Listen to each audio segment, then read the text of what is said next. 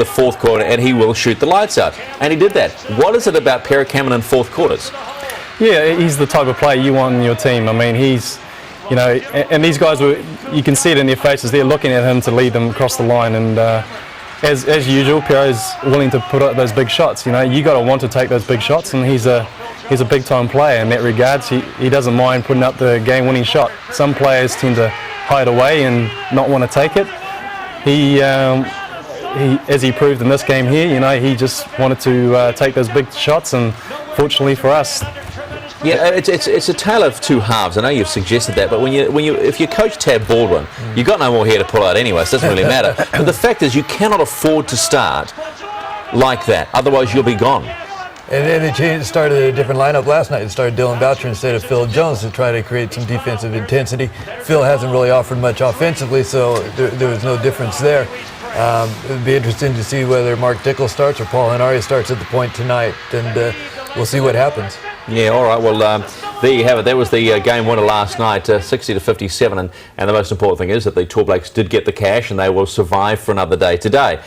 They've got to beat Panama. Panama took it to Germany in the first half. They led by 1, then they got caught in a 20-0 run. So the question is, you got to try and match these big guys. The question is, will the Panamanians' style suit the Kiwis more?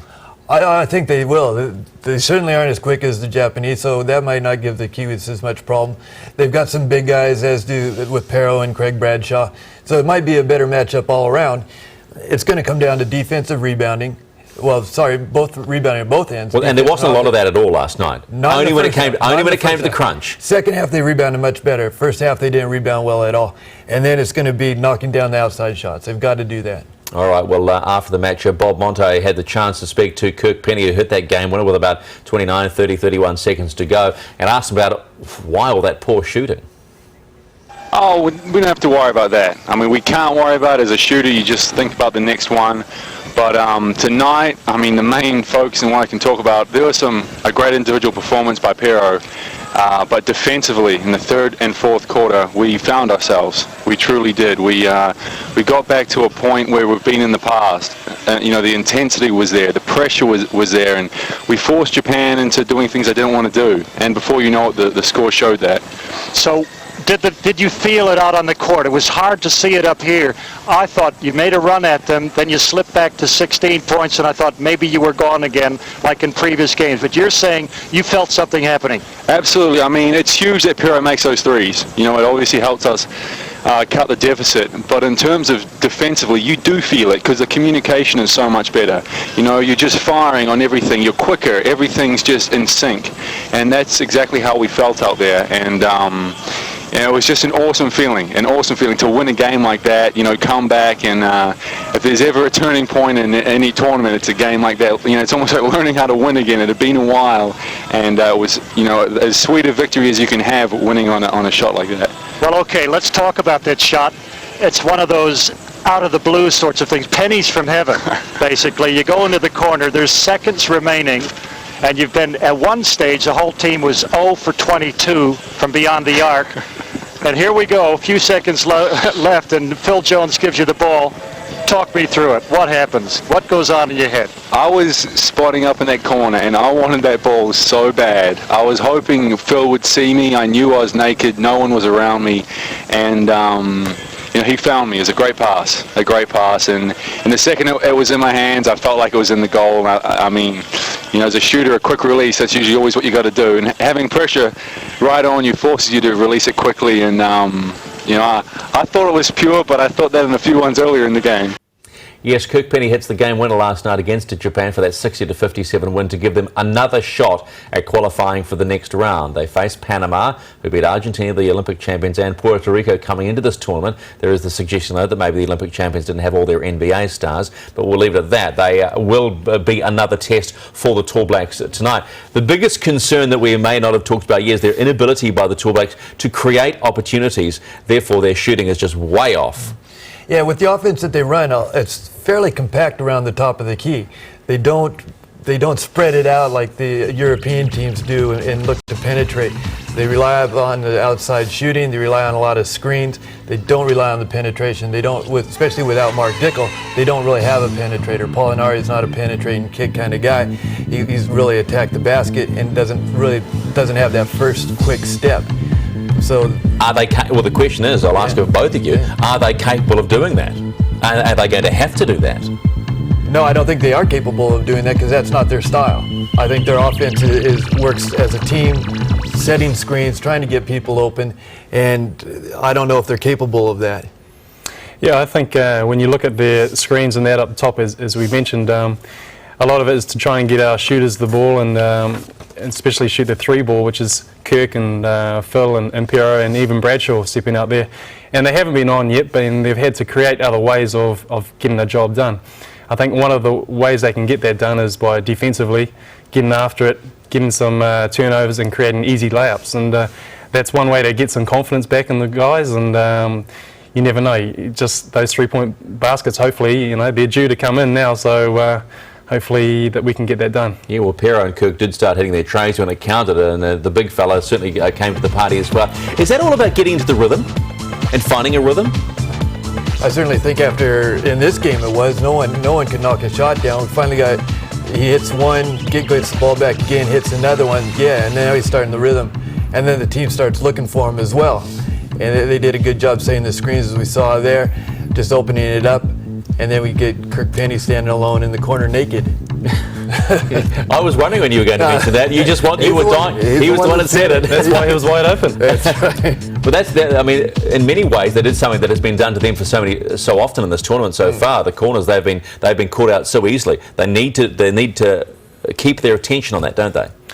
Yeah, they also need to make themselves available, like Kirk there, just for that last second shot. I mean, and that was off a little bit of penetration. Phil Jones going to the hole, and that's something that he probably decided to do. His 3-point shooting wasn't working, so he decided to put the ball on the floor, suck in a bit of defense, and that was all that Kirk needed to get that shot off. So just making themselves present and available for the three ball. We are building towards the game between New Zealand, the Tall Blacks, and Panama on day 6 of this World Championships from the Hiroshima Green Arena in, of course, Hiroshima. It is a must-win game for the Tall Blacks. Lose and we pretty much think they're gone.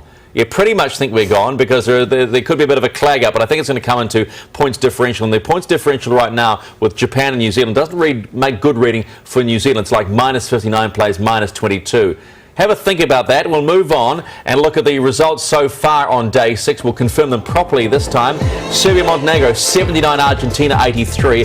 Angola just going down, as you saw those final highlights, to Germany 108 to 103. China sneak past Slovenia 78-77. That should be enough. And well, Australia, I would suggest, may have qualified by thumping Qatar 93-46. They will wait though with bated breath against that Lithuania-Brazil match, because that's another key one in that group. See if Brazil or Australia advance in their group. Japan plays Spain, so that's not in the New Zealand group, and that's not the sort of game you want to finish your round robin if you're trying to qualify. No, you want a better game than that. But at Australia, they took their frustrations out of Qatar after that beating they took by Lithuania. So a good result for them. When you look at the standard and style of ball that we're seeing through these championships, what's your general impression? I mean, I know last night Andre Lamanis was quite happy with the way it was being refereed, allowing the games to flow. They're consistent, and that's all you can ask for the referees, consistency. But the quality of basketball, I think, has been very good. It's been fun to watch. Again, that international style, it's great to see, and that teamwork. So I've been impressed by it. Yeah, the unselfishness is probably great to watch. As a basketball fanatic, I mean, and purist, you like to see them moving the ball, and it just looks pretty to watch. They make that extra pass, and everybody, as you can see, is capable of hitting that outside shot. The days of having big guys that just stick inside underneath the hoop is long gone now. In international basketball, you see big guys out there on the 3-point line, you see guards doing everything, so it's really fun to watch. And here we just have a reminder of what's happened so far. There's the confirmation as we go live to the Hiroshima Green Arena. Germany with that 108-103 win over Angola, confirming themselves in second spot, which is pretty good, because if it's stacked up the way it is, they'll probably end up facing France, one would suggest, in the next round. and we'll be able to confirm that as it comes on. Here are the Panamanians being introduced, and we are not too far away from going live right now. Here we go, folks. This is the one that you may or may not have been waiting for. I suggest you will after last night's come-from-behind performance. New Zealand must simply win to advance to the next round. They haven't been a happy team. They're scoring only 63 points per game.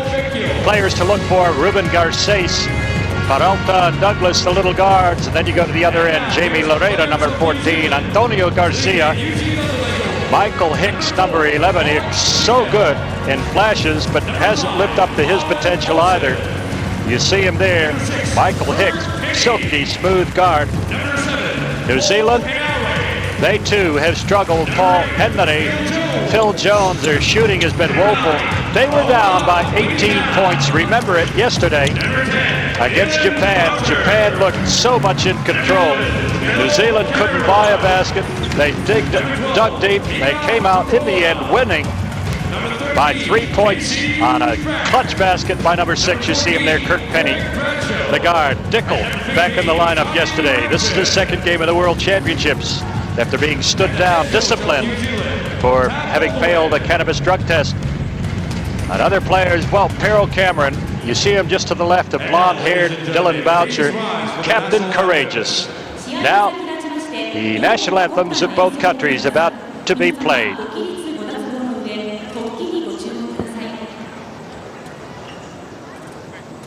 At first, national anthem of Republic of Panama.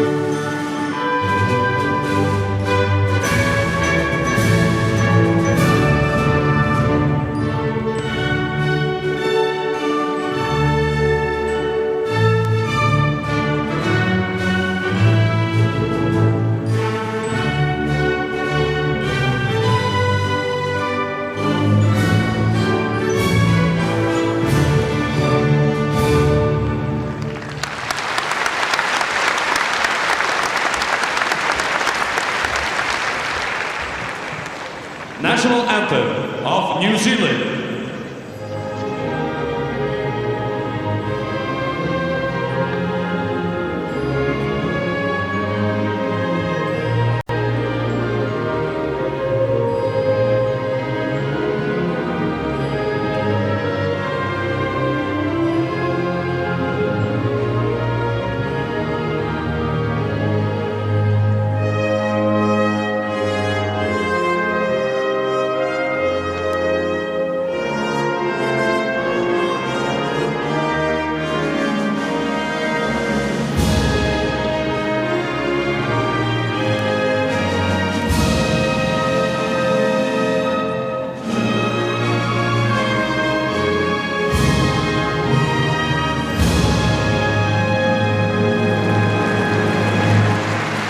Ladies and gentlemen, for your cooperation. So please exchange your gifts. Well, the team's marching while striding toward the center of the court where they'll exchange gifts. New Zealand first over halfway, and interesting there you see Mark Dickel meeting up with one of his friends. He's played with Loreda, Ami Loreda in Russia, and they were talking with one another before the game began. And now the throwing of the basketballs out into the crowd.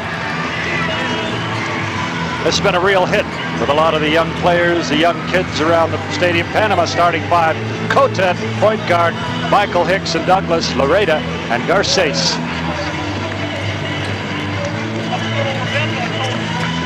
And for New Zealand, starting lineup coming up right now, Paul Henry at point guard. He'll be starting in place of Mark Dickel. He's been the starter all along.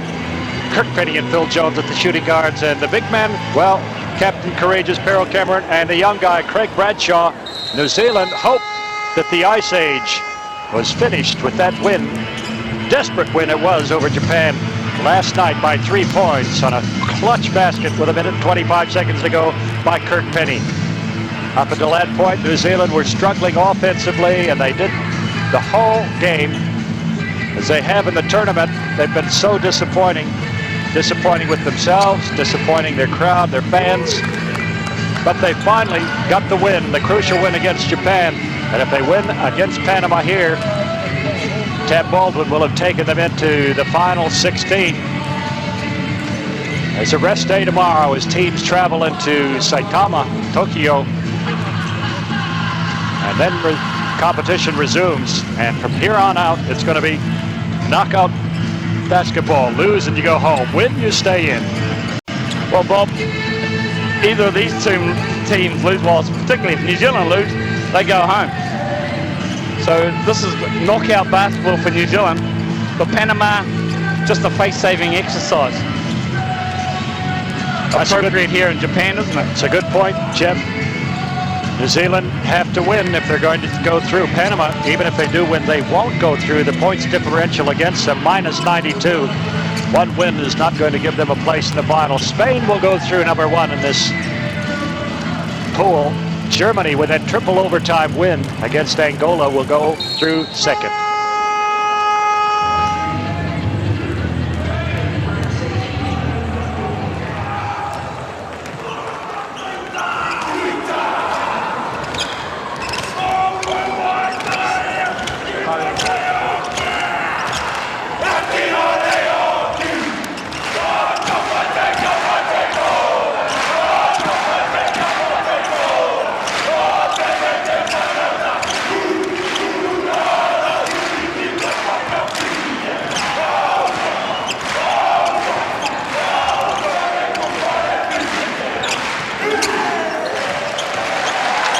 Well, the traditional challenge, the Haka offered by New Zealand. Most of the Panamanian players ignored it, continued to shoot. A few of them standing on the sidelines along the bench turned and looked. There was a bit of passion, a bit of emotion in that Haka, and I think New Zealand knows it's all chips on the table as it was last night when they fronted up against Japan. Found themselves down by 18 points at halfway. Probably lots of people in New Zealand had gone to bed by that time thinking the game was lost. And upon waking up this morning, found out, shock of shocks, that New Zealand had pulled it out of the bag. If you missed it, too bad. Never lose faith. Panama came here hoping to finish about 10th. Not a chance, not a hope. The 5th place finisher from the Americas, and 5 countries go through from the Americas zone. 2 from Oceania, Australia and New Zealand. And Panama have nothing to play for but pride, and believe me, they'll try to turn the tables on New Zealand. My name is Bob Monti, with me, Coach Jeff Green. Jeff, any comments on this matchup? Well, I think that if New Zealand don't play well, the Panamanians have the opportunity to get a win. It's that simple. One playing to go to Tokyo for the next round. The other one's playing for some pride because they'll be on the way home. If Panama loses, they'll catch the next flight out of here, back to Panama. New Zealand win, they'll catch a flight to Tokyo and stay.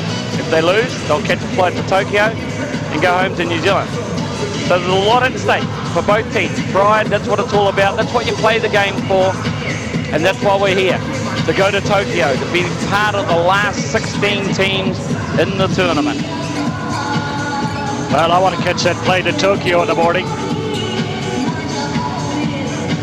Who's it going to be? Will it be the Kiwis on it, or will it be Japan?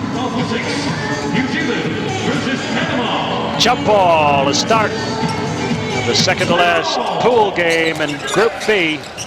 And Panama control the tip.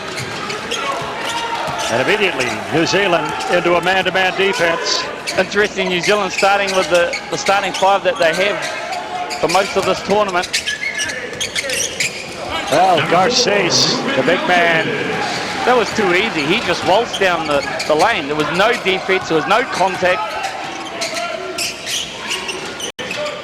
Phil Jones has not had a happy tournament shooting-wise. The big man, the broad shoulders of Pero Cameron.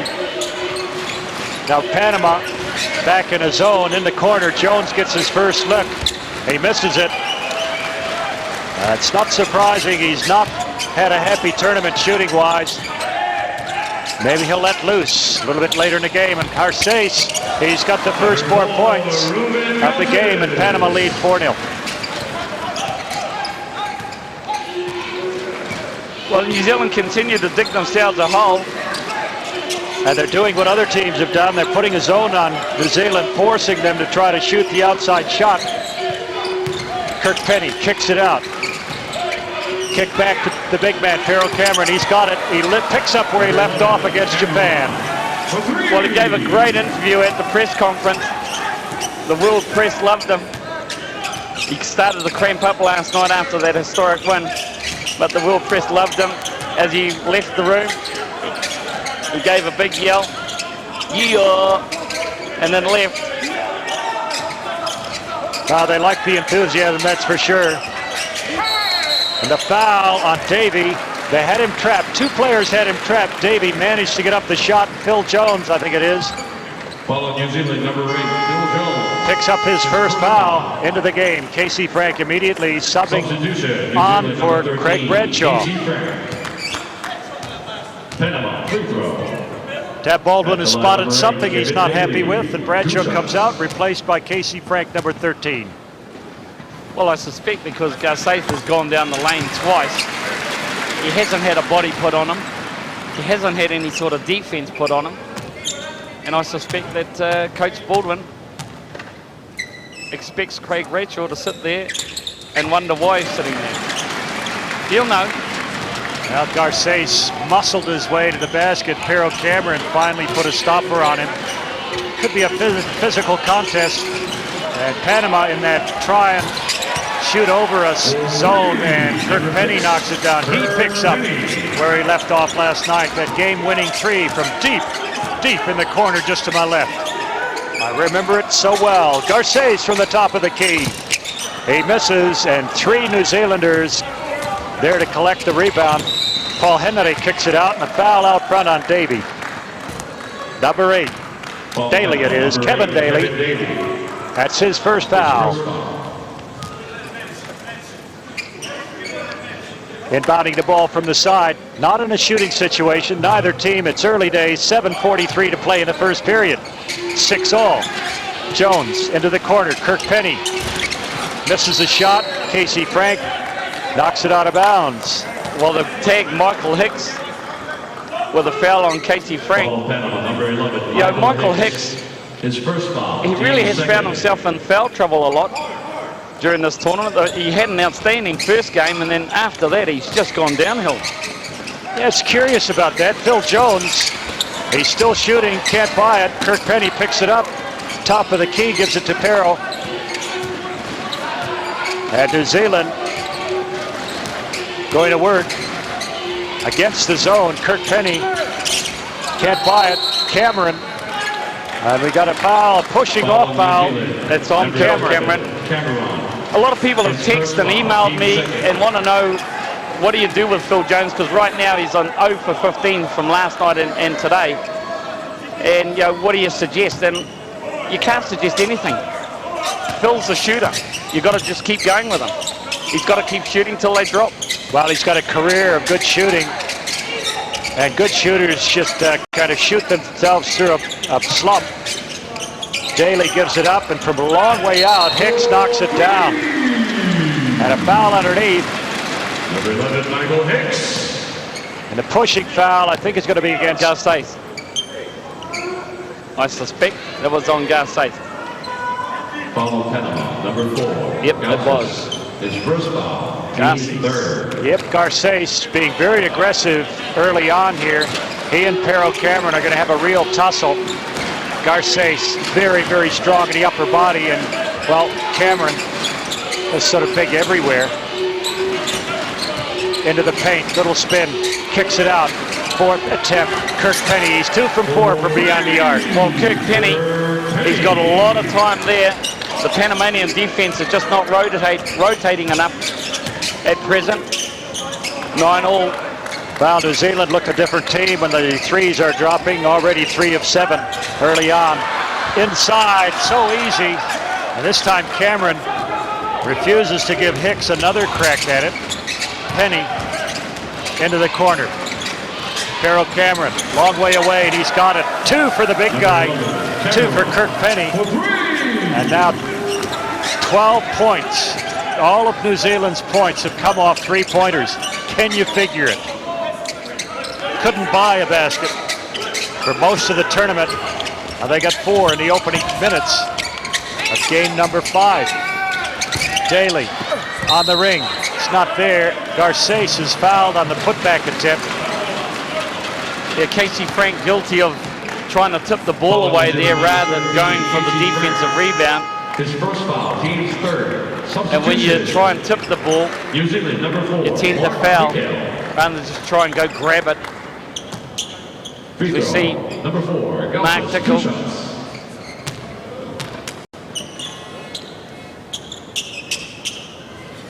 Well, Sparky Dickel into the game for New Zealand. He didn't score a lot of points, but he certainly brought a lot of enthusiasm to the game.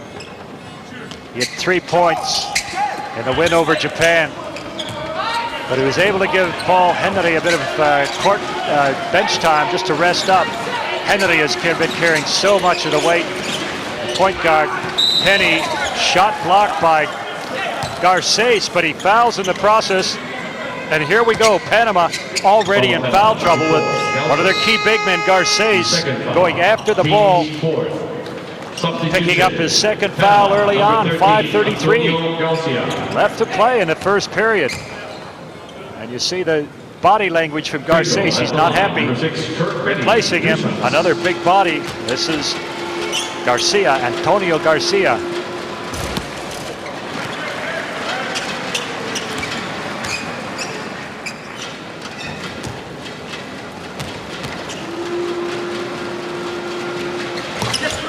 Penny, 1 from 2 for the free throw line. New Zealand 1 of 2 in the ball game. 3 of 4 from the free throw line for Panama. And at the other end, a quick basket, no good. Michael Hicks gets a putback, and in the corner, Kevin Daly can't put it in, but more offensive rebounding punishes New Zealand with an easy 2. Well, there's no energy, and you can understand it a little from the New Zealanders. They had a big emotional win last night. Well, I think that'll be on Michael Hicks, it is.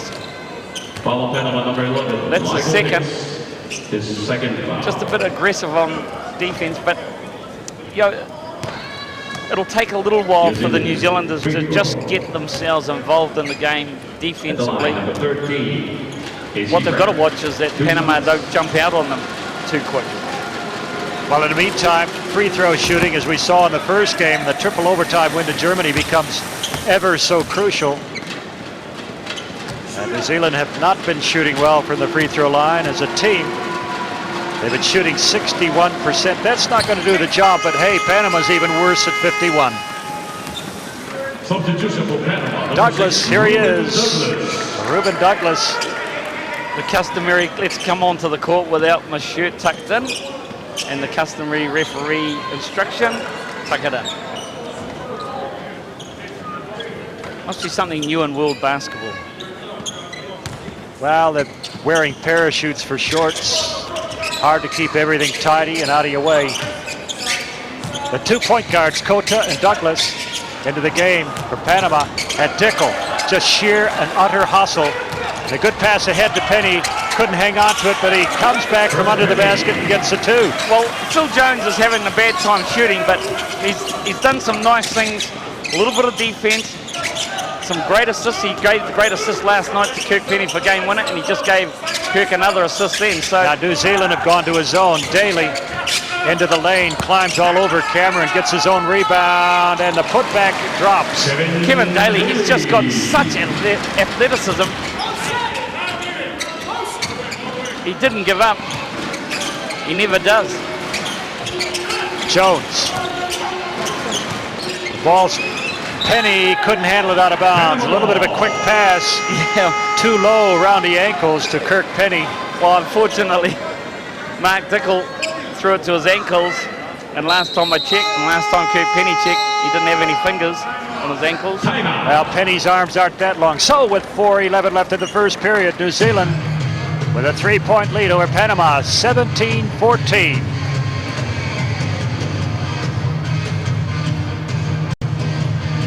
We are basketball.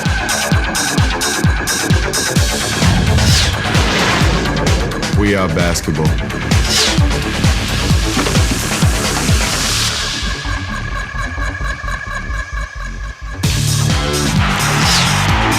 We are basketball.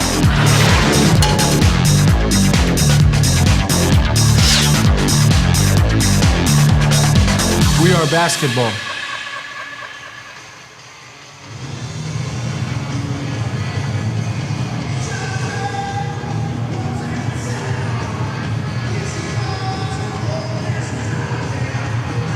New Zealand a 3-point lead. Well, that's compliments of hot shooting from beyond the arc. 50%, 4 of 8, so 12 of their points coming off of threes.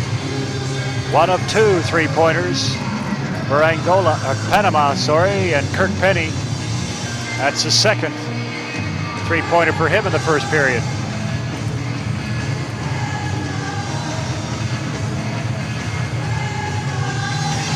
Harold Cameron, the hero, the win against Japan. The comeback, 18 points down at halftime, and they win by 3. That's a 23-point turnaround in 20 minutes of basketball. 21-point turnaround. It's a big, big margin to overcome. Outscoring Japan 40-19 in the second half of basketball. But back to this game, the crucial matchup with Panama. New Zealand win. They go through fourth. The kick-out pass, Kota. That was good closeout by Craig Bradshaw. That's the sort of defense Coach Tab Baldwin will be expecting from him. Yep, Douglas is on song. Sweet. Ruben Douglas has been the main scorer for Panama this whole tournament, and he comes off the bench for Douglas averaging 13 points per game. Phil Jones misses another one. He's not happy with his shooting, but he's just got to continue pumping them up. He's 0 for 3. And this shot, Jones collects the rebound. Kirk Penny's all alone. Spots up and nets it. Yeah, that's a layup for Kirk Penny, isn't it, from that range? Already into double figures with 11 points. Leading scorer in the ball game, Kirk Penny. They may have scouted New Zealand, but they've forgotten to do the job. Yes, Penny can shoot, so somebody's got to get on him. Ruben Douglas pulls up, feels he's hot. He's not. Bradshaw pulls down the rebound. Dickel forcing it up at pace. Inside, Casey Frank is pushed from behind. Moreta with the push. That was a good quick movement by Mark Dickel, as you see here. He knows his big man's posted up, attacks his defender, and then it's an easy one-on-one pass. And it's a good little pass inside you saw from the court level camera. Dickel reached in low, bounced it low into Casey Frank around his defensive man. Frank on the free throw line, he's got the first of 2. He's now 3 of 3 from the stripe.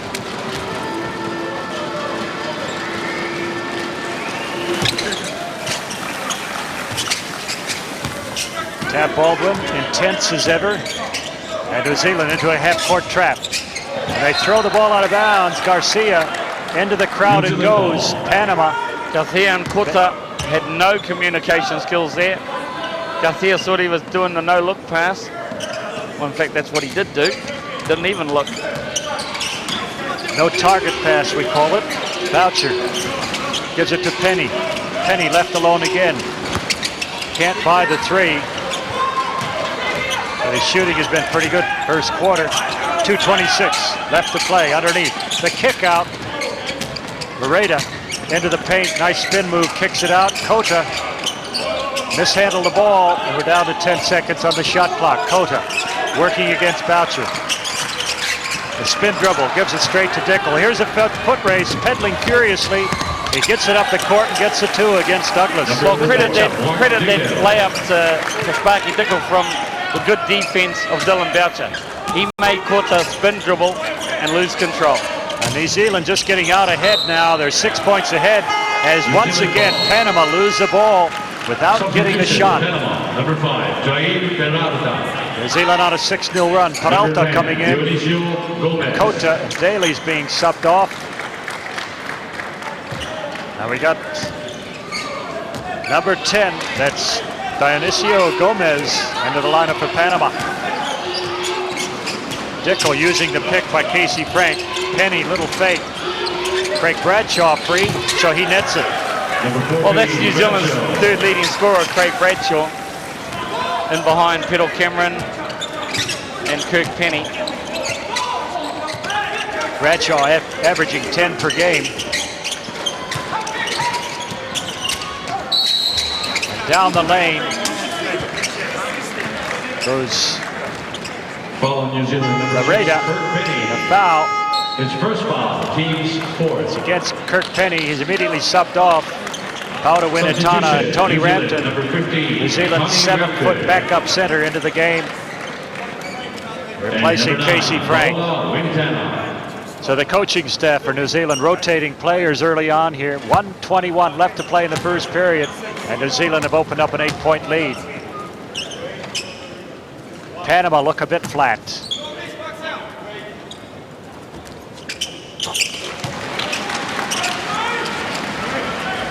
Lareda, who plays in Russia, was matched up with Dickel many times. They're pretty good mates. They were talking to one another before the game. Dickel has been plying his trade in Russia as well. 3-point play, Bradshaw. Well, Craig Bradshaw, he hit a big three last night against Japan in the closing moments of that fourth quarter. Well, it's a different looking New Zealand team when they start knocking down the shots. Well, this is probably the most that New Zealand scored in a whole quarter this whole tournament. An 11-1 run for New Zealand. Peralta misses a shot. Now we've got a foul. Pauta Winatana, I suspect. Let's check the referees for you. That's Peter Sidik making the call. Varitas from Greece and Chitti from Argentina. International refereeing panel. 3 neutral referees. And at the line, Gomez with his first. A lot of the foreign press very interested in Pauta Winatana. Everyone asks the same question every day. Is he a priest? Well, he is of sorts, isn't he? Pauta Winatana. I suppose you're right, Jeff.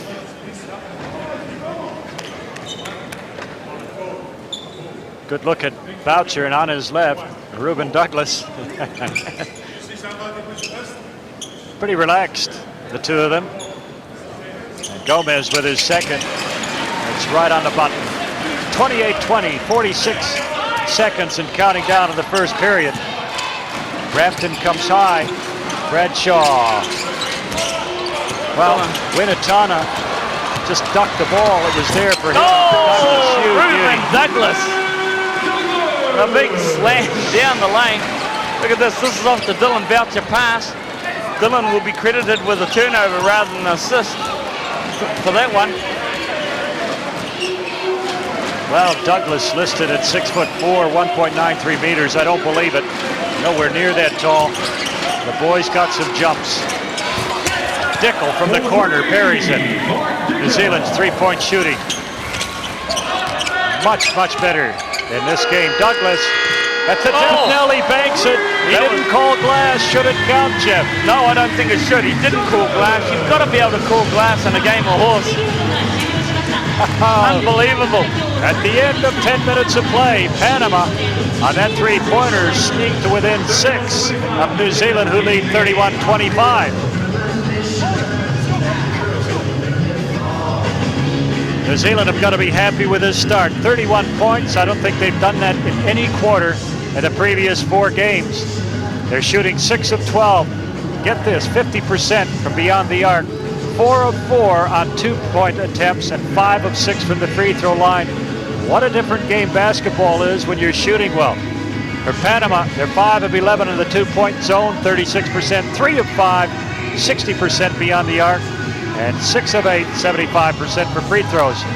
Turnovers, Panama have given the ball up 4 times, New Zealand twice. As a result, New Zealand are leading by 6. The spin dribble ends up in New Zealand's hands, and Sparky Dickel on his bike pedals furiously, gets the 2. Winatana wasn't looking for the pass, he was open. Watch this, Douglas, emphatic.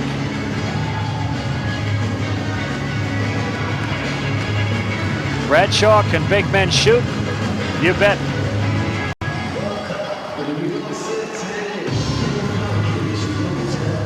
In the corner, how do you defend that? You just can't. At the hooter, the death knell of the first 10-minute period off the glass. And that's our best defender, Dylan Boucher. He ought to be ashamed, Ruben Douglas. No way, he says, I'll take it. There you see the stats. Shooting percentage is not bad. Rebound advantage to Panama. New Zealand will not be happy with that, and Panama has 7 offensive boards. Here we go. Start of the second 10 minutes of play. New Zealand leading at the end of the first period, 31. Panama 25. A must game for the New Zealanders. Nothing but pride at stake for Panama. They are looking for their first win, and inside, Boucher draws the foul. That's number 10, Gomez, who commits the foul. And the fouls are mounting up on Panama. Garces on 2, Hicks on 2, a number of other players on 1.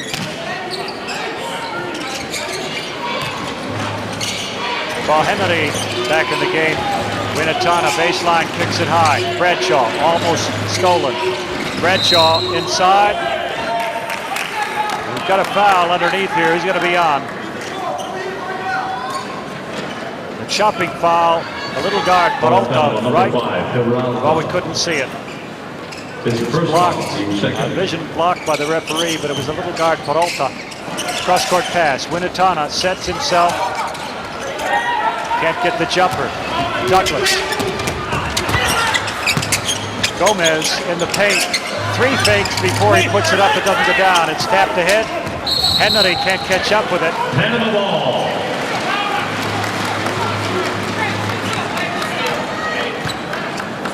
Well, New Zealand's ice age has certainly melted. They're not out of the woods yet. Not looking completely in control, but here we go once again. Panama just gives the ball away, gives it over to New Zealand. 31-25. Into the corner, Bradshaw. And look at the little guard, Peralta, takes it away from Boucher. He laid the ball out for a cutting guard. There was no one. And so Panama gifted back to New Zealand.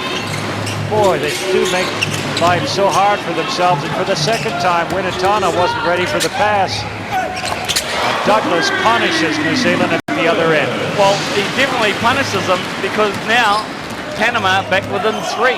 New Zealand cruising somewhat, just not mentally into the game. They're not sharp. They're not sharp. They don't look sharp.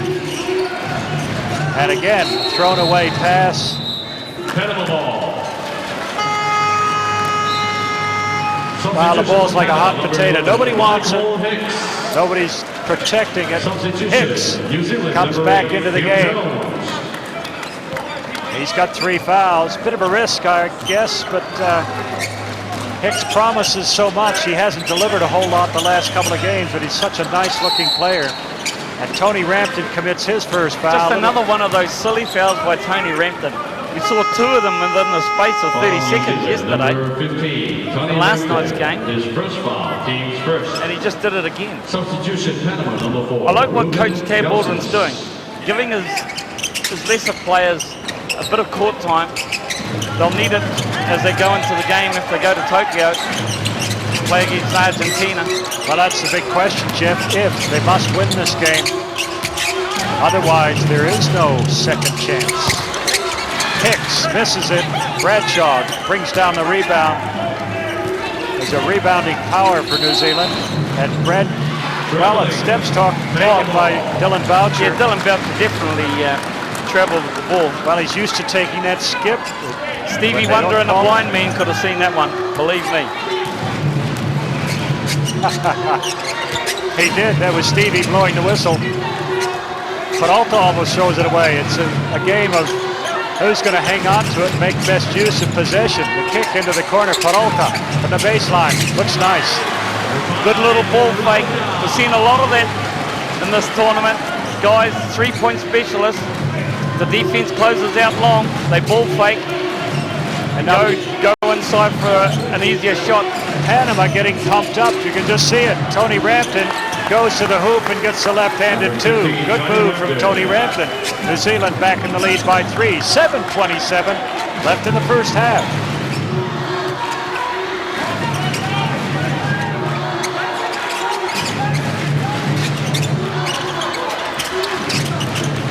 Ruben Douglas kicks it out corner. That's Hicks. That's short. 3-on-1 fast break. Henare fakes, goes to the hoop and gets great it. Little fast break opportunity. Paul Henare ahead. Phil Jones in the wings at the 3. And Craig Bradshaw trailing down the middle. Good fast break basketball by the New Zealanders. Well, a couple of baskets shoved New Zealand back into a 6-point lead. Quick baskets they were. And going to the rack is number 14, Loretta.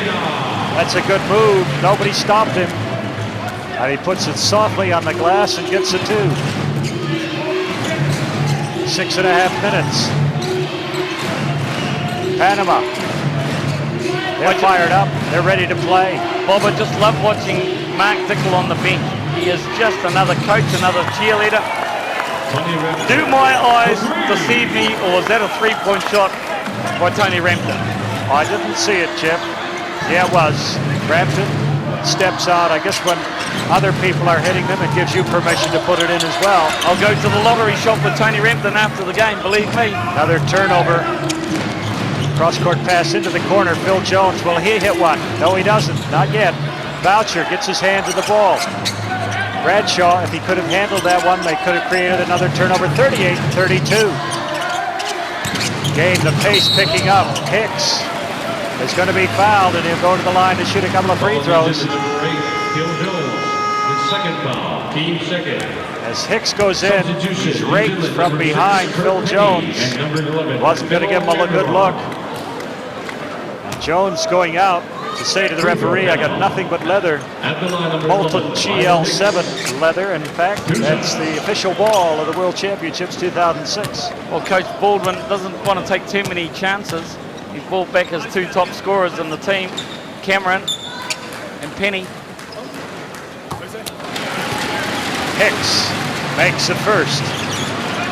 Well, Michael Hicks, 1 of 3 from the 3-point line. He's got 6 points, but he's also got 2 fouls. Fouling has stopped a little bit. They've stemmed the flow of fouls, the Panamanians.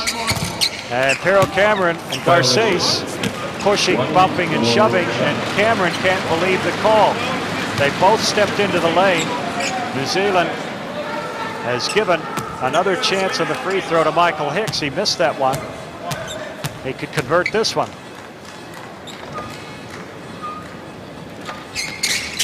He fails to do so. Phil Jones. Kickback goes out of bounds, and New Zealand still without any communication, no fluidity in their play. Well, when you're out of sorts, that man on screen, Phil Jones, you're out of sorts. Replaced by his Nelson Giants teammate, Mika Vakona.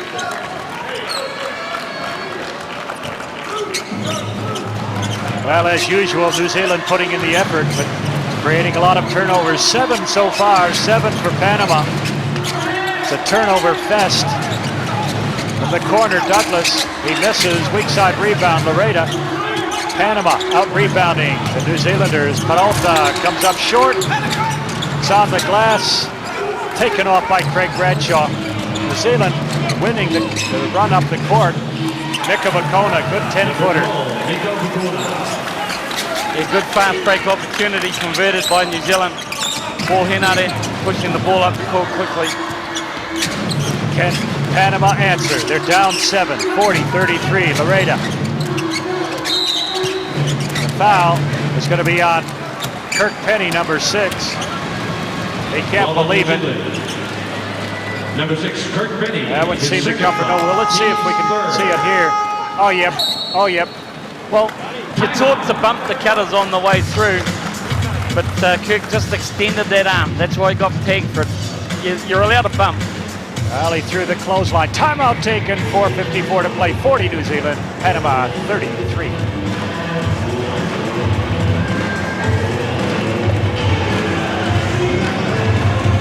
We are basketball.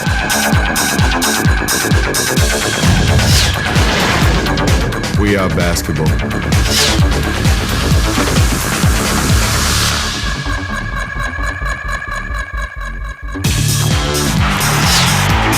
We are basketball.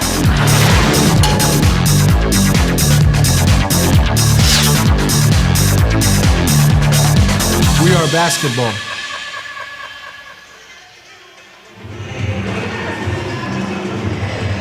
Welcome back, New Zealand 40-33. Panama calling the timeout. They needed to talk about it. Top scorers at the moment, Douglas 11 for Panama. This is one of his threes, Ruben Douglas. Here's something you're not going to see very often in any sort of basketball, whether it's social grade or internationals. Tony Rampton, he acknowledges the bench and says, yes, boys, I can hit the three. I've been practicing, getting ready for my opportunity. Mika Vakona. Yep, Vakona opens his account. He's been scoreless. He's played 6 minutes. He's on the court now, getting a bit of time.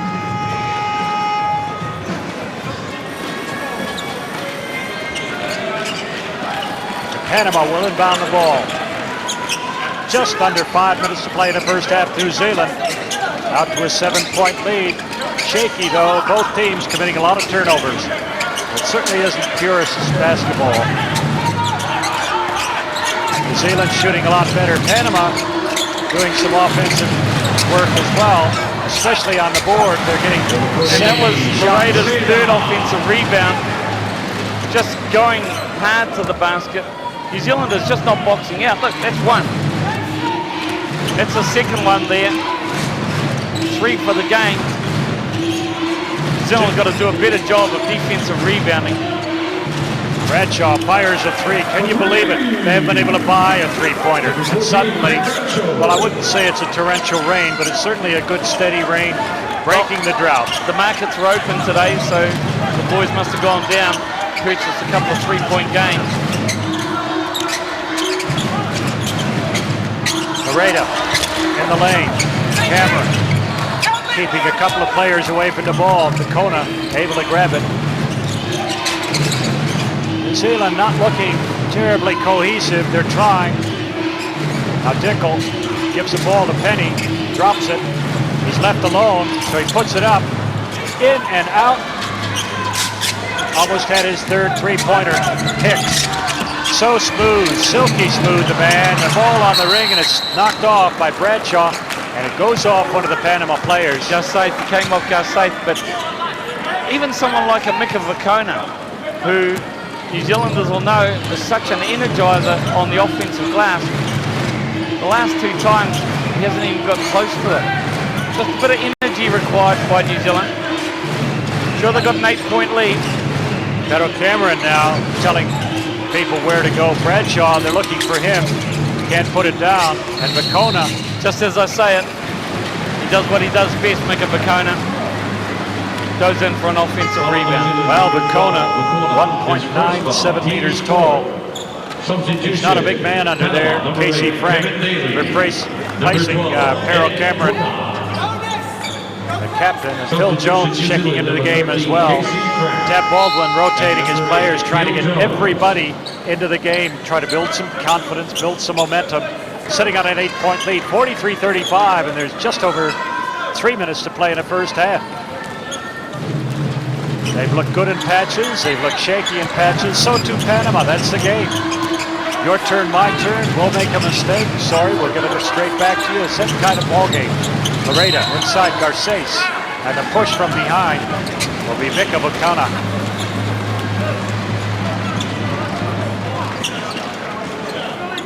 Foul New Zealand number 12, Bukana, his second foul. Yep, elbows in the back.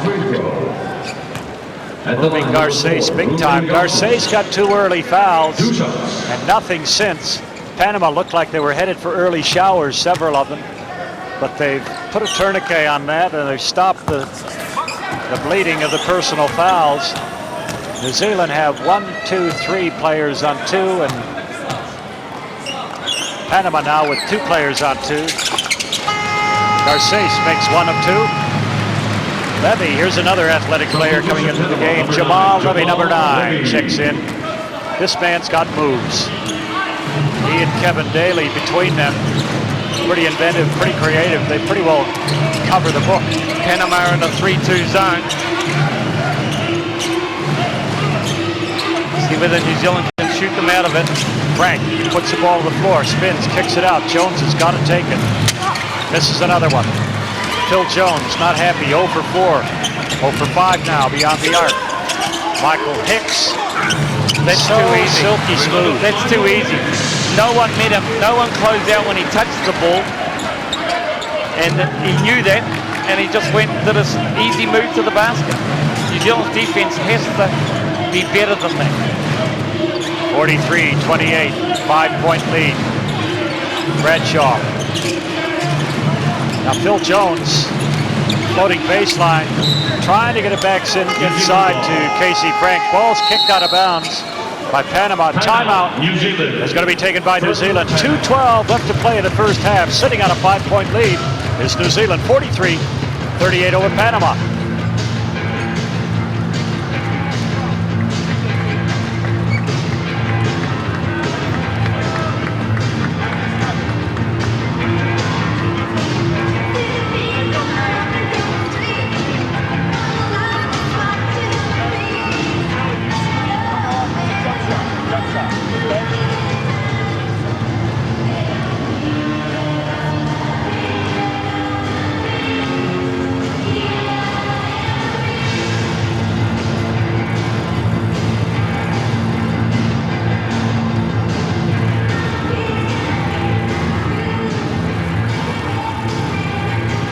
Well, the highlights there, Vecchio, the coach, he liked it.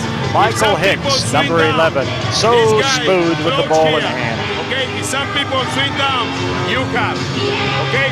But in this, yeah, you swing for the long pass and for the down and move. Okay? Okay, yeah. Look at that 2-point shooting from Panama, 9 of 22. That's a lot of shots.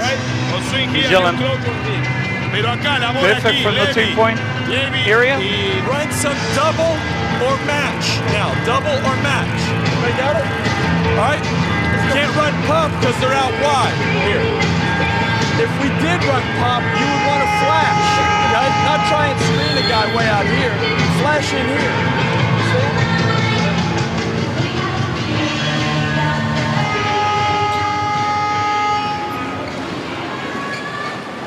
Well, a couple of other early scores. Lithuania leading Brazil 2012, first period.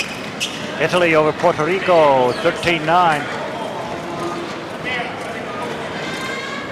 4 pools of 6. That Lithuania-Brazil game is very important for the Australian cause. Lithuania wins that, Australia will go through. Good pass inside. Garces picks up foul number 3. I do believe. No, they didn't tag it against Garces. Foul on Panama, number 8, Kevin Daly. Kevin Daly gets it. I thought it was Garces. Right. Nope, it was Kevin Daly. Good little heads-up pass from Phil Jones to Bradshaw on the inbounds pass. Couple of free throws to come.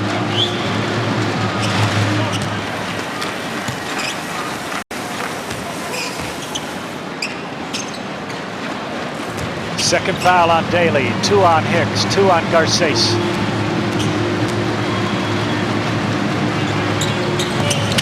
Bradshaw 1 of 2. Ends up with a rebound in his hands. He brought the ball down low and the guard steals it from him. Big men, keep it up shoulder height or higher. It's as basic as that.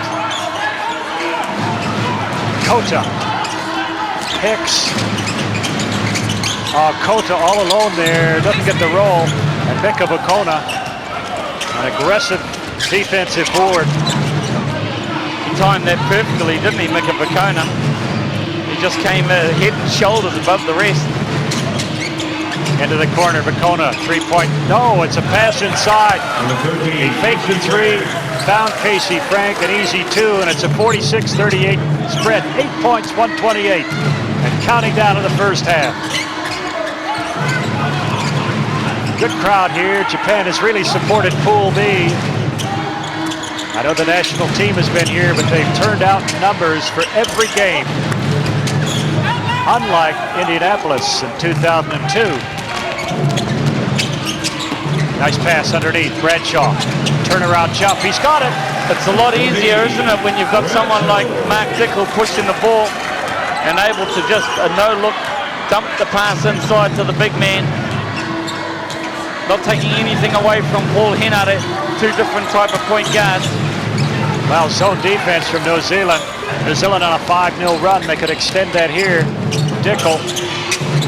Phil Jones, he shoots another one. Miss. And he's not happy. He's disgusted with himself.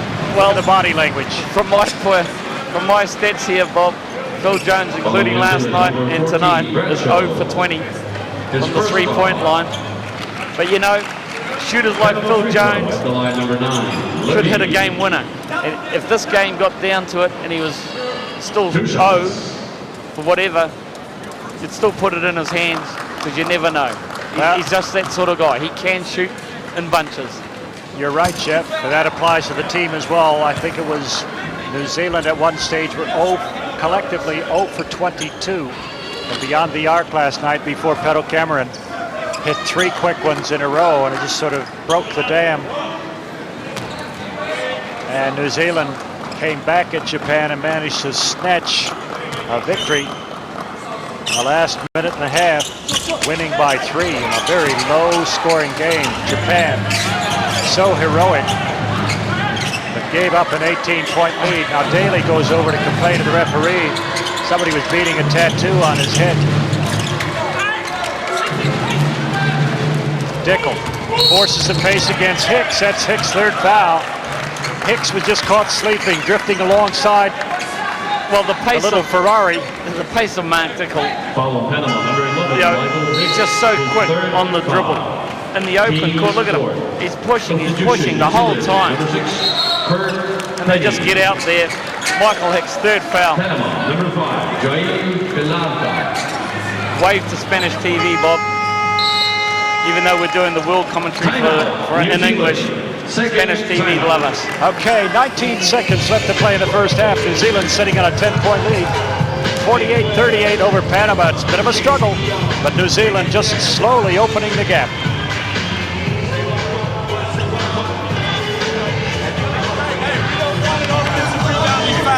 Right? We're just putting them at the line to do that. I want to run double, okay? Run double. Mark, we'll run it from this side. Mark over here. Casey, you set the first screen. Greg, you set the second one. Phil, you start there, you go away. Kirk, you start down there, you go to the ball side. Okay? Run it with about 10. Initiate it with about 10. Okay? No, less. We're not going to go for the offensive rebound. Okay, 7. Well, scoring pretty balanced for New Zealand. 2 players in double figures already. For Panama, only 1 player, that's Douglas, in double figures. And the next player is Hicks with 8, but he's just picked up foul number 3 in the first half. Only 19 seconds to play in the first half. New Zealand try to play themselves into some sort of form, shooting much better this afternoon. 8 of 20 from beyond the arc, 40%. That's pretty decent. 4 of 10, 40% for Panama. Garces, the big man, had 2 early fouls, and he survived the rest of the first half with none. Guillermo Vecchio, a puzzled coach wearing another suit. He's a stable of suits in that man's house, Jeff. Very nice, nicely turned out. I like a coach that's dressed in a suit. I just think it shows a professionalism. Now Dickel directing traffic. They're going to run down the clock. 6 seconds. Now he starts. Into the corner. Kirk Penny. One bounce. Fires the shot. Doesn't go down. And Garces gets the rebound. That's the end of the first 20 minutes of play with New Zealand in the lead by 10 points. 48. Panama trailing on 38.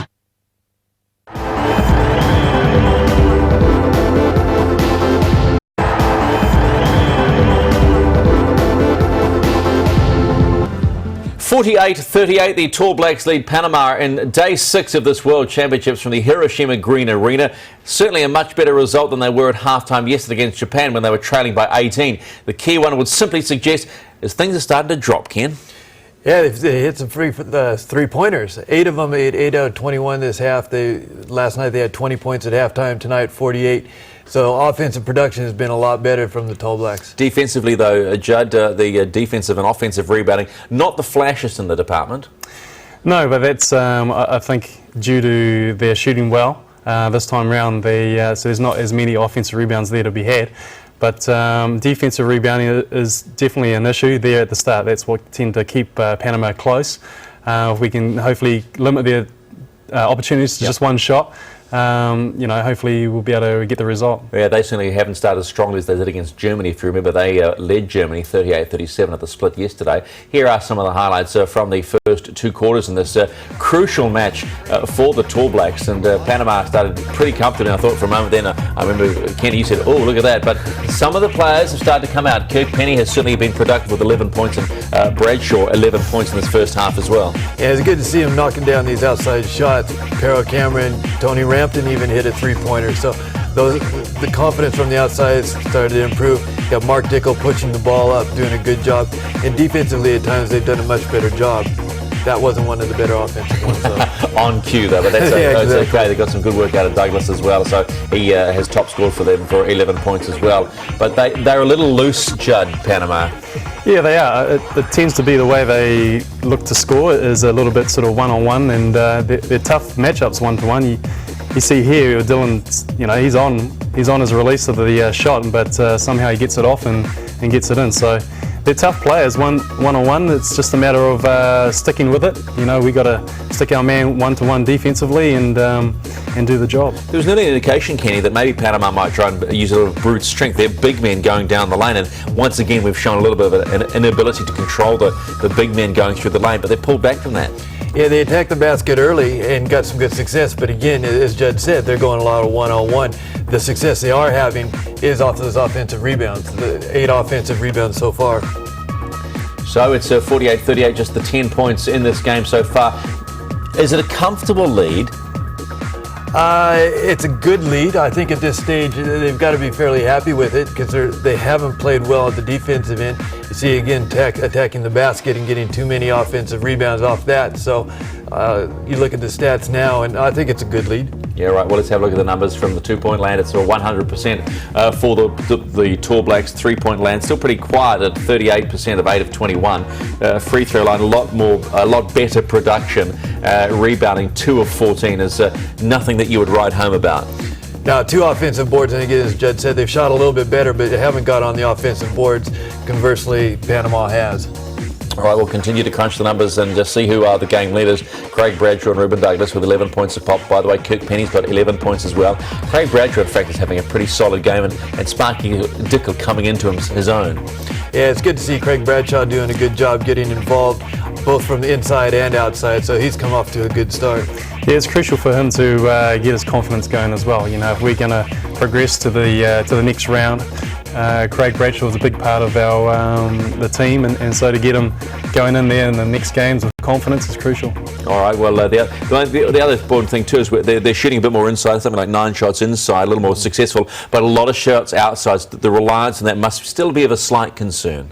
I would think so. I think they want to continue to attack the basket and try to get those easy shots, especially off of good defense and fast breaks, and that's Mark Dickel pushing the ball. All right, it's 48-38. The Tall Blacks lead Panama in this must-win match for their World Championship aspirations.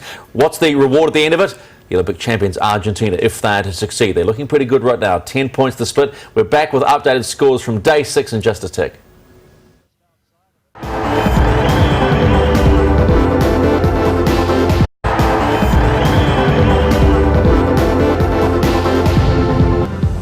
The Tall Blacks lead Panama in this must-win encounter from Hiroshima on day 6 of the World Basketball Championships. There are other results and games still in progress. The ones with the asterisks beside them are the games in progress. The biggest result for I suppose, we in this part of the world, Australia have qualified 4th in their group, 93-46 over Qatar. But what awaits them?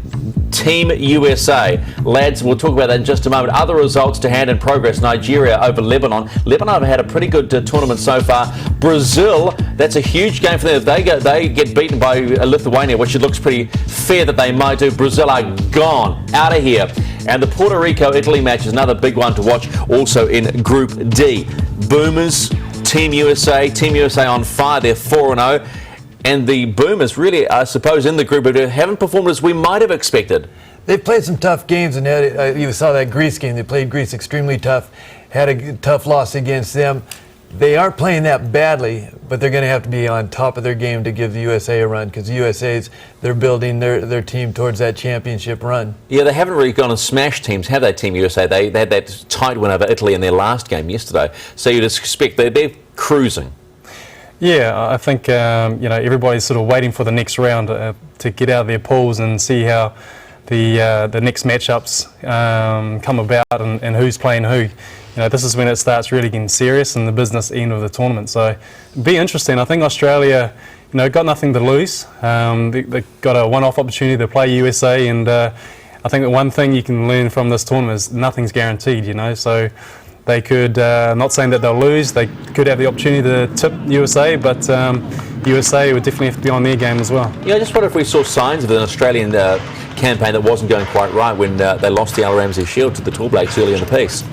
Well, I think they struggled with the team that they had. They didn't have C.J. Bruton, and he certainly helped them. They needed him at that point guard position because that was a weakness of theirs against the Tall Blacks. They'd made some adjustments. Gorgian had more time with his team, and we've seen a different Australia team now in this tournament. Oh, there he is, Ruben Douglas, 11 points in the first half for Panama. They are well in this game. They're only 10 points behind, and as we know in basketball, that can be erased fairly quickly. Go to what happened last night. Pretty good crowd in for this one, and Panama will know, and they were pretty disappointed after the German loss. Ed Coder said that it was probably the worst performance we've put in, and for the country of Panama, they wanted to do a whole lot more. Well, for the small country of New Zealand, it's these men led by the big unit, Pierre Cameron, that are trying to make survival into the last 16. Remembering, of course, this is an expanded competition. In 2002, there were only 16. This year, it's 24, so it's spread the field, but certainly not the quality of the ball we're seeing. No, I don't think so. There's been a few blowouts, but there's certainly been a lot of good games, and I think this round of 16 is going to see some very exciting basketball. I think the quality of basketball has improved since 2002 by all the teams across the board. All right, third quarter just about set to go. It's 48-38. Tall Blacks lead Panama. For New Zealand, just getting a bit of massage on his legs. He might be cramping up. He hasn't played a lot over the last few weeks, but he certainly adds a bit of buzz and punch. Michael Hicks, number 11 there. Missed a smooth 8 points, but he's on 3 fouls. And a couple of factors in this ball game. In the point paint, New Zealand trailing Panama 16-10. But on fast break points, New Zealand 10, Panama 5. And the biggest lead of the game, 10 points right now as we begin the final 20 minutes of this must-win game for New Zealand. Panama acquitting themselves pretty well in the first half. They're down by 10, but they've had matches of some pretty decent basketball. In spite of the fact that they've lost all 4 of their games, they throw it away. Once again, turnovers have hurt both teams. Well, Loretta, they're just guilty of throwing a one-handed pass, and it was just nowhere near Michael Hicks. Panama back in a 1-3 zone. 1-3-1 zone, is it? Yes, it is. More miscommunication amongst the Kiwis. Oh, hey, there's a significant moment. It's raining. Jeff, I feel it. It's raining. There's a significant moment in the career of Phil Jones. 1 for 21. Will he continue? We'll see. Peralta, marked by Henry. Now New Zealand have jumped out to a 13-point lead. That first three-pointer of the third period pushes the lead out that bar. Hicks answers. Only with so the two. smooth. Only with the two, though, Michael Hicks. Phil Jones wanting the ball now. He's feeling it. On the corner, Jones sits. No, that was only a two in a two. row. No, that was only a two, so he had to miss that. But he was looking pretty confident. He wanted the ball that time. He went down the court after that three, pointing to the bench, saying, "I'm back." New Zealanders will know him as the Rexton kid, Well, Phil Jones. Hicks is back as well, and Hicks drills it. Wow. Michael Hicks can just disappear for long, long moments in a game, but not this afternoon. He's got 13, leading scorer for Panama. 51-43, they've cut the lead to 8. After that opening three from Phil Jones, 5 unanswered points for Panama. Pedro Cameron can't put it down. He chases the ball, and Lareda just guides him away from it. Shepherds him out of the way. It's a big job. Ted Baldwin not happy. New Zealand another start. It's not what they wanted. They connected with the first three, and down below, the ball just hanging, tantalizing on the ring, and the little guy Peralta gets the rebound. The little man, Peralta, gets his name on the offensive stat sheets for an offensive rebound. Land. Nice reach around pass from Hicks, but Kevin Daly couldn't handle it. This was a nice little wraparound pass. Whoosh. Kevin Daly was looking for the score before he actually grabbed it. That was it. The pass was there. Daly had it counted before he got his mitts on the ball. Pedro Cameron behind the block from Paul Henry. Well, Lareda was able to put a hand up in the first one, but the second one, Paul Henry just set a great screen. Shooting from New Zealand. Much different story this afternoon. They've got 30 points off the three. Daly wants a pick. And it goes to Lareda against Pedro Cameron. He's into the lane, little fadeaway jump shot, he gets it. And Hicks heads the ball out of bounds. Kirk Penny over halfway. A shooter's game here in the opening moments of period number 3. Craig Bradshaw gives it off. Paul Henry to the hoop, follows Bradshaw, who goes down the lane. Couldn't get it. Peralta, and it's knocked away by Kirk Penny. Back to Pedro Cameron. Corner. Just a misunderstanding. No need to throw that pass. Come back high. And New Zealand gifted away 54-45. Yeah, Craig Bradshaw goes to the basket. You see just off camera, he just goes to the basket and realizes that Pedro Cameron wants him to stay at the three-point line. Well, the game still anybody's for the taking. Daly just threw it on the glass. He was hoping to get a call, if not a rebound off his own toss. Too low, Pedro Cameron. He had his man Lareda sealed a long time. He was just too deep in the lane. Bricked in a wall. His second foul, team's first. Henry inbound the ball. Kirk Penny. And the ball was kicked by one of the Panamanian players, so New Zealand would inbound it a second time. Penny. Bump. Well, Craig Bradshaw just got in the way there. He was the last option. Coach Baldwin, not a happy camper there. That was just another total miscommunication amongst the team. Well, there's just no coherence or cohesion in this team yet. Even though they're shooting better, no understanding. Bradshaw, the push, the bump in the back before the ball went into the paint. And Bradshaw picks up his second foul. Opening moments of the third period. New Zealand led by 10 at halftime. They're still with a 9-point lead at the moment. In it goes Bradshaw. Come behind. Peralta. He's going to go baseline. Nope, comes back high. Hicks. The Michael foul. Hicks threw the ball fake. Kirk Penny took it. Got him with the outside leg. That's his third foul for Kirk Penny. Well, he took the fake. Don't leave your feet on defense, not way out there. You're just a sitting duck. All you have to do is close out. Just an observer, a passenger at that point. Winitana gets into the game. Winitana brought a bit of an energy to the team in early moments. First half, the ball's on the floor. Garces manages to wrap his mitts around it, gets a nice look, and knocks it down. It's a 54-47 game. Panama refusing to go away. New Zealand. Nice little pass. Pedro Cameron and Paul Hanani puts it on the glass and knocks it down. Dickel looking skyward. He'd love to get back in the ball game. Won't be long. He's got so much energy, Mark Dickel. He stands the whole time on the side of the bench. Garces. He's 3 games behind the rest of the team, so he's got a lot of energy to burn. Mark Dickel. Number 6, Ruben Douglas. Got a flash dance from him. That steps. And Ruben Douglas enters the game for Panama. The game poised right now, 56-47, 9 points. The lead to New Zealand. 5 minutes to go in the third period. It was 10 at halftime. Phil Jones stops. It's a 2-pointer. Doesn't go down. Panama ball. That'll be on Craig Bradshaw. If I'm not mistaken, that'll be his third. He picks up the little ones that annoy you as a coach. Team's third. Timeout taken, 4:55 to play. Third period, New Zealand over Panama by 9, 56-47.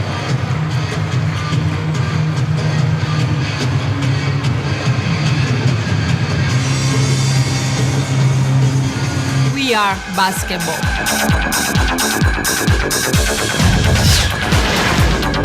We are basketball.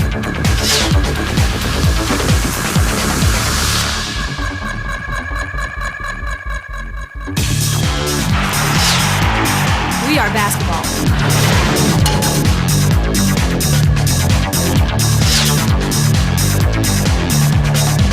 We are basketball. 56-47, New Zealand over Panama. And what was a high-scoring game in the first quarter has turned into a bit of a, well, you wouldn't call it high-scoring any longer. 17 points by New Zealand in the second period, 13 from Panama. Here's one of the highlights thus far in the third period. That's Michael Hicks hitting a 3. Well, the New Zealanders, if they're not careful, Panama can sneak up on them.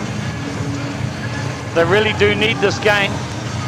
Great little backdoor handoff from Pedro Cameron to Paul Henare.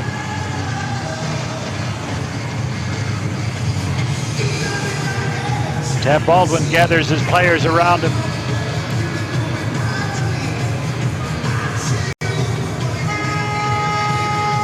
Guillermo Vecchio with top scoring. Michael Hicks on 13 points. Ruben Douglas on 11. And Panama just sticking around here like visitors who refuse to leave. That's the problem, Bob. You hit it right on the head. They're sticking around. And when teams stick around, as we saw the last game, Angola, they stuck around for 3 overtime. They refused to leave. The meal was over. The ports had been served. It was getting late. Angola just refused to pack up and go home. They really surprised the Germans, losing in triple overtime. 108-103. Back to this game, Panama just staying with New Zealand, causing all kinds of problems for them. New Zealand have to win to go through. Douglas comes up short. Paul Henare forcing the ball upstream. Winitana, his teammate. And the New Zealand National League just couldn't handle the pass. Bit ambitious. The pass wasn't great and the reception wasn't great. Equals turnover. That's right. turnovers have hurt both teams. They're being very generous to one another, giving each other the ball. Douglas in the corner, comes back high.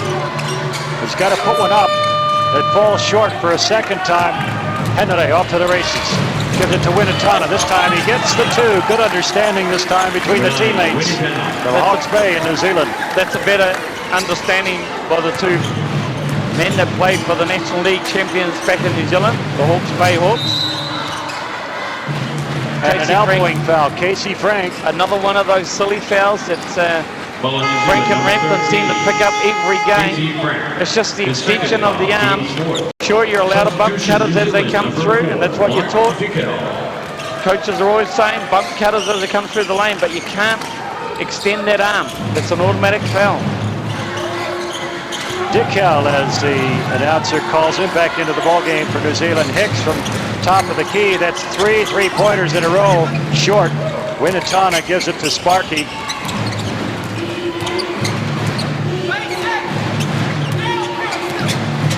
And he's directing traffic. New Zealand, very little movement on the offense. Mark Dickel, after his basketball career, will probably become a traffic pointsman. He's very good at directing traffic. But another sort of turnover tip ball, 3 seconds on the shot clock.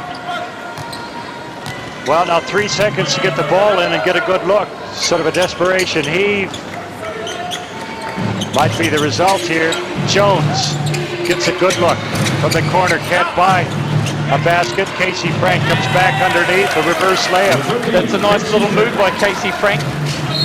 The lead out to 13 again, and right away, Winnetana called for a foul on Hicks. While the referee was right there, he was right there when he called that foul.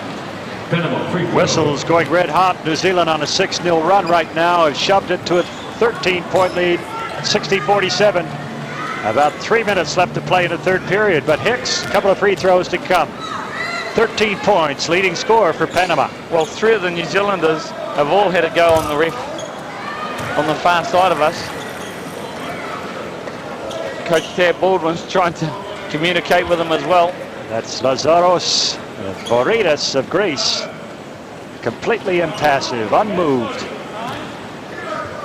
Hicks has missed the first one, second to come. They're saying he's shot them. No, surely it wasn't a 3-point shot. He wasn't shooting threes. There was no shot taken. It can't be a 3-pointer. It can definitely be 2 shots because New Zealand are in the penalty. But surely that's what Tab Baldwin's saying. He wasn't even in the motion. Sorry, the foul was on Paul Winnington and not on Mark Dickel. Well, we had that called long ago, so that interrupts Hicks' concentration. He missed the first, second to come. All that talk helps settle him down, and he gets a one. Dickel against Peralta. Good little matchup. 2 fiery little guards. Winnetana. Back to Pero Cameron, who launches a 3. Nothing but net. That's beautiful shooting. A magnificent Pero Cameron once again extends New Zealand's lead to 16, 63-48. Sorry, 15. Biggest lead of the game. 2:31. Left to play in the third period. Nareda loses the ball on the dribble, knocked out of bounds by Hicks, just couldn't control it. And another turnover coming from Panama, the architects of their own demise, Jeff Green. Turnovers just kill you, and at this level, you just can't afford it because there are teams in this tournament in this next couple of weeks that just punish turnovers. Spain, with Calderon and Navarro, they absolutely punish turnovers. Well, that's right. Panama, a whole family of turnovers this game. Well, New Zealand's not far behind them, Bob. Panama's got 13, New Zealand's got 11. They're competing on that stat. They certainly are. And another turnover. Pass ahead, Dickel on his bike. furious peddling, gets the length of the court and the 2 points. Timeout, Panama. Timeout taken by Panama, 1:56 left to play in the third period. New Zealand rip into a 17-point lead, 65-48 over Panama. Le hacemos bien todo, le hacemos mal todo. Acostúmbrense a eso, que es el último partido. Acostúmbrense a hacer un equipo, tranquilo, macho,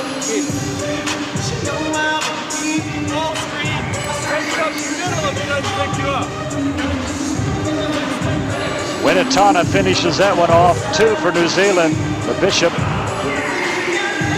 And Pedro Cameron shows deft touch from beyond the arc again and again. And Dickel gets the runaway 2 just before the timeout was taken. New Zealand suddenly in a pretty commanding position here, leading 65-48 with just under 2 minutes to play. New Zealand 3 3-pointers in this quarter have outscored Panama 16-10.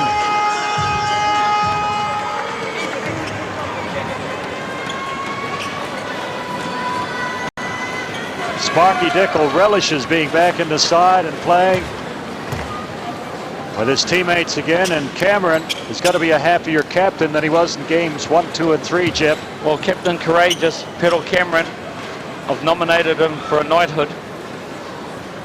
I'll have to get Prime Minister Helen Clark to reinstate knighthoods. I'm sure she'd be open to that suggestion. Persuasive man that you are. Peralta over halfway for Panama. Hicks with the ball. He's the main scorer thus far in the ball game. Douglas, he's the other one, goes baseline off the glass, doesn't go. And a weak side rebound. Garcia was able to get an easy rebound.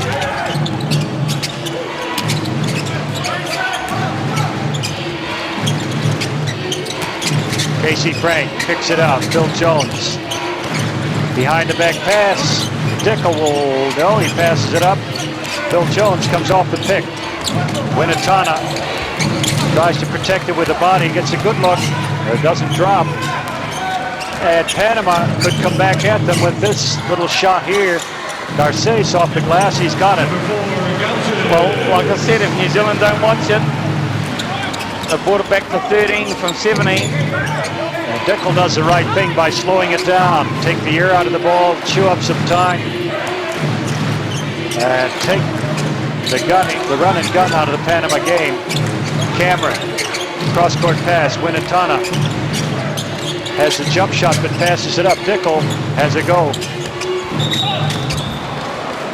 And Winatana comes down on Pedro Cameron. It's a deck. Substitution, New Zealand, number 12, And just when you think New Zealand might be slipping away, leaving Panama in their slipstream, the Panamanians come firing back into the game on a 4-0 run right now. 29 seconds left to play in the third period. It's a 13-point differential.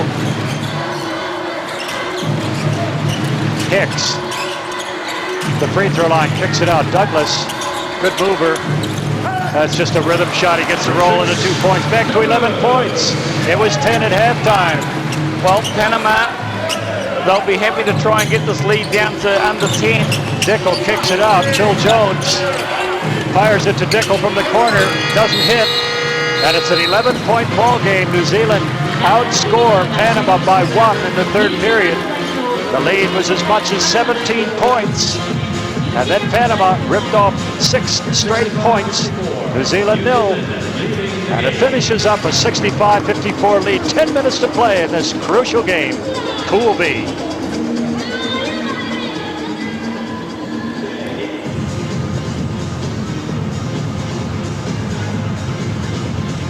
Some of the stats there you see, New Zealand shooting 11 of 29, 38%.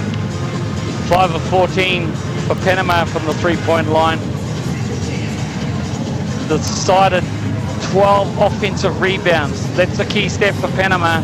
That's what's kept them sort of close in this game. And they'll be happy with that. 11-point lead for New Zealand. As we see Ruben Douglas, he's such a fierce competitor and scorer. He gets the little bump there as he comes to the middle of the lane from Casey Frank. Going away, throws up the one-hander. All shooters are able to do that. Sort of used Casey Frank as a trampoline. He bounces off of him, still on balance, and gets the roll. Now points in the paint favors Panama, 26 over 18 New Zealand.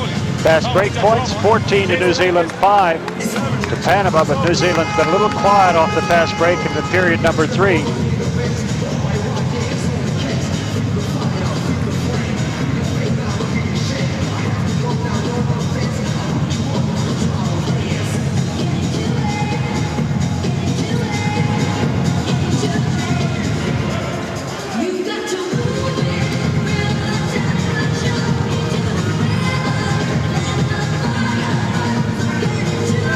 Last 10 minutes of the ball game, starting right now. New Zealand with inbound the ball, and they're going with their fast defensive lineup. Penny, the shooter, Dickel, point guard, Boucher, Vicona, and the big man Bradshaw.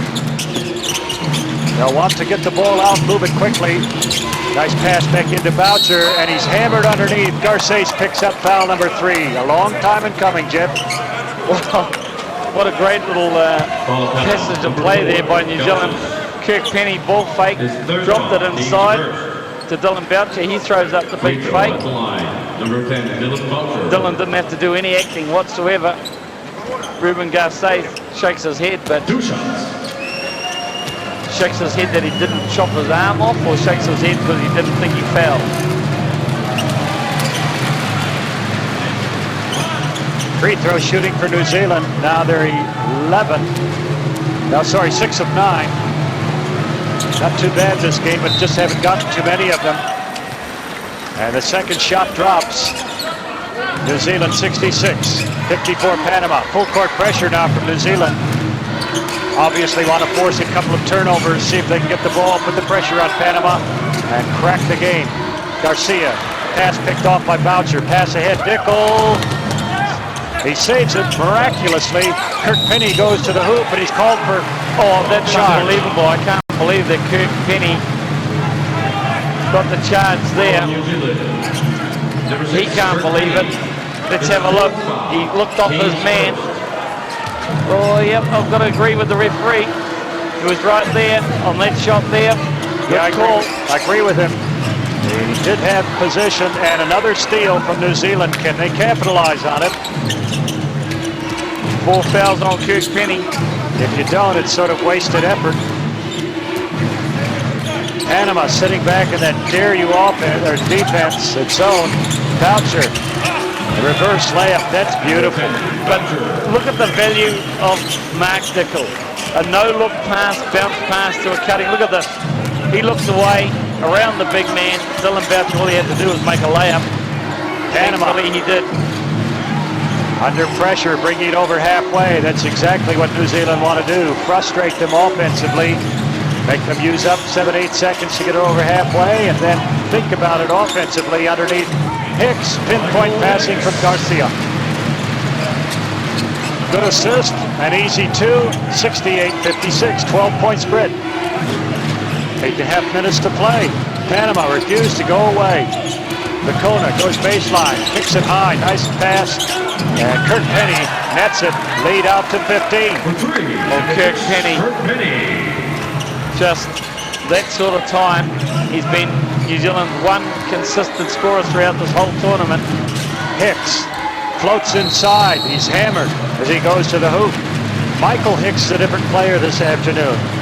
We've seen flashes of brilliance from him, so silky smooth, but he disappears for long periods. This afternoon, he's their leading scorer with 16, and he looks so good on the drive, just like that. Well, the first game that Panama played, he was absolutely unstoppable.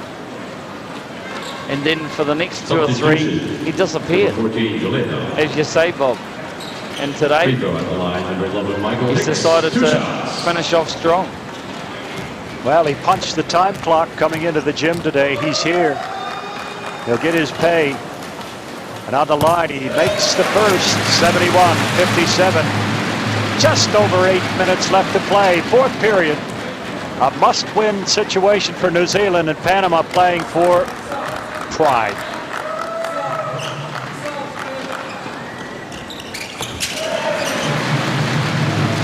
No one wants to come to the World Championships and go winless. Panama have lost their opening 4 games. This is their last opportunity to clock up a win.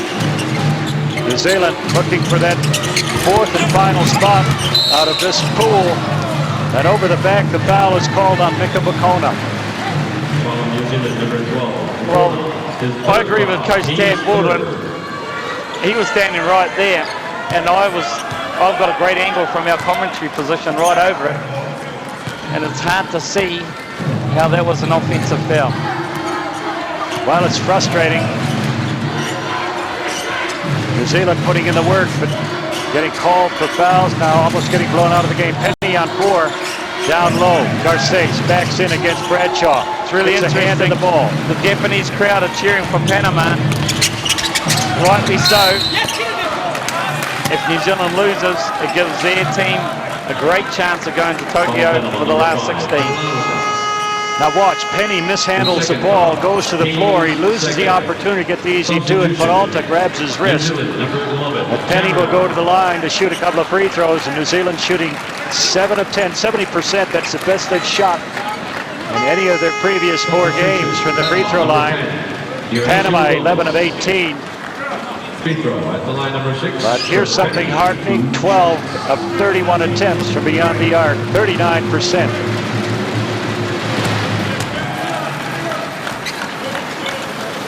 Panama, 16 of 35 in the 2-point area, have punished New Zealand underneath. They've got so many offensive boards, putbacks. Penny makes both, 73-58. 15-point lead, 7.5 minutes left to go in the ball game. Full court pressure continuing from the New Zealand team. Peralta now directing traffic out front. Down to 9 seconds on the shot clock. Goes into Garces. Jump hook, easy 2. It is a nice easy 2 for Garces. He's a strong man. Got good body. Good body position on Petal Cameron that last time down. Bradshaw at the point. Dickel. Kirk Penny can't get up the shot. 3 on the shot clock. Cameron launches it.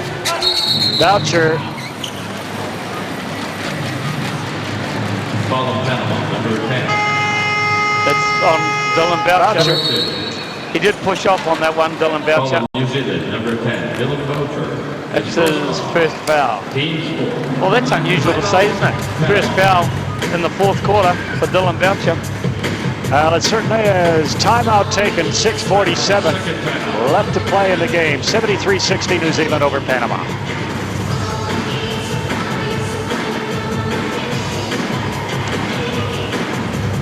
We are basketball.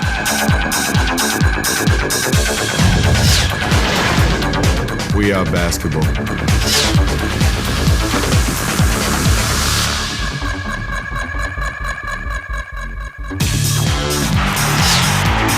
We are basketball.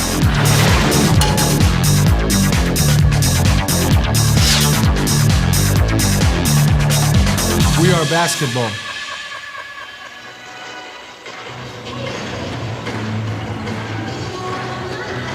Foul trouble there. Kirk Penny on 4. Bradshaw of the Kona on 3. Hicks, Garces, 3 each for Panama. Well, it's interesting. Garces started with a couple of quick fouls in the first period, and he's lasted the rest of the game. Panama looked like they were going to be in foul trouble by halftime, and then suddenly they stemmed the flow, they stemmed the bleeding, and have stayed stuck to their task and cut down on the personal fouls. We checked turnovers. New Zealand have committed 12, and Panama have not helped their chances by turning the ball over 17 times. Now that's the reason New Zealand is sticking with a full court and a half-court trap, trying to rattle the Panamanians into giving the ball up without getting up a shot.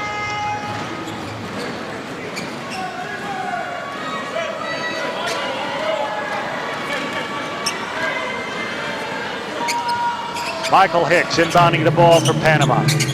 Crucial time here for New Zealand. 13 up. Panama is one of those teams that can score in big bunches.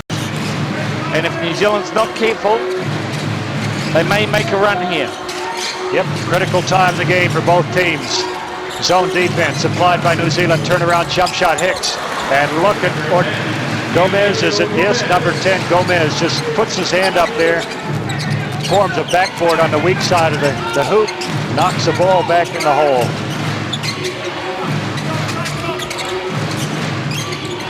Dickel. Underneath, Bradshaw all alone. He's fouled by Hicks. That's fourth foul for Michael Hicks.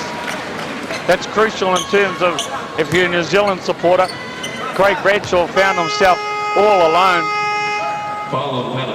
Sometimes that's where you need to compose yourself. A little bit of a ball fake. Craig Bradshaw could have had and one, rather than have to earn it the hard way from the free throw line. Michael Hicks subbed off immediately. He'll be off for a couple of minutes, then he'll be right back in. Try to just preserve that last foul. Take a little time off the clock and then insert him into the game, hoping that Panama will still be hanging around. It's like a pesky fly at a picnic. Bradshaw makes. The Japanese crowd continuing to support Panama. 10 of 3, 13, 10 of 11, 14 shooting from the charity stripe for New Zealand. Phil Jones in the game for New Zealand, back in a 2-3 zone. And they're trying to get Panama a little bit shaky. And Boucher, I think, is going to pick up foul number 2 as Garces brushes him off on the baseline. Pass goes inside. Boucher commits a foul. That's his second. Following New Zealand, number 10, Boucher. Dickel goes out of the game. Paul Henare comes in. Number 7, Paul Henare. Good photo of Sparky Dickel. He's not going to sit down. He just goes to the end of the bench, stands around, becomes a cheerleader. Not one of the best cheerleaders I've seen in the world. It's all that nervous energy. Garces misses the first. Was nowhere near. Connects on the second. So Panama get 1 of 2. New Zealand will be looking to score, go 1 up in that little exchange. 75-63, 12 points. 5 minutes, 40 seconds left in the ball game. A must-win situation for New Zealand. And Phil Jones throws it out of bounds, trying to connect with Dylan Boucher. Another turnover, New Zealand. We talked about the 17 turnovers for Panama. New Zealand are on 13 turnovers. Well, the crowd beginning to sense that this game is coming alive. And we got a barge. Garces picks up foul number 4. Lowers his shoulder. Tries to go through the wall in the form of Pedro Cameron right here. Panama number 4, his 4th foul. There wasn't even a crack in the wall there to slip through. An ant would have got through that gap, let alone Garces. Well, he did push over a large section of it. New Zealand will want to benefit from that turnover. Boucher back outside. Jones shaping up to shoot. Nobody's open. 7 seconds on the shot clock. Phil Jones behind the back dribble into the corner. Boucher dribbling baseline, kicks it out, and Jones, before the shot clock goes off, has got it. That's the second one of the game. Phil Jones, 2 threes. I was only signaled a 2. He had his toe on the three-point arc. That's all right. It goes in. 77-63. 14 points, 4 minutes, 42 seconds. That was a big basket for New Zealand. Now it puts pressure right back on Panama. Oh, look at inside the pass to Daly. Do you like it? Well, what I like about it is that the big man, Garces, Number 8, no pressure on him. Outside, Craig Bradshaw's got his hands down defensively. So he was able to deliver a great pass to Daly, cut into the basket. 2 shots. Phil Jones gets the foul, his 3rd. Well, he delivers a Daly bread. Daly couldn't put it down, but he's got 2 free throws to come, and he makes the first one. Panama shooting 13 of 21 from the free throw stripe. We keep referring to these figures. They're so crucial in a game like this. Panama have been 1 of 2 the last 2 times they've been at the stripe. This time they get 2 compliments of Kevin Daly. Here he comes, Ruben Douglas. And he replaces Garcia, so speed and footwork for the big man, the strength inside. Yeah, they're going to go with their shooting team. And they're going full court pressure. New Zealand struggling. Pedro Cameron gets it over halfway. Now Panama, energetic in their defensive effort here. 10 seconds on the shot clock. Pero, little fake, kicks it back out. This is their throw of the dice for Panama. Couldn't hit it. Panama did the job. They stopped New Zealand. They forced a bad shot out of them. A kick out pass, Douglas in the corner. Peralta, a little fake. Douglas puts it on the floor. Little fade away from the baseline, rolls over the hoop, and the push from behind. Garcia, number 13, has a few words, choice ones, for the referee.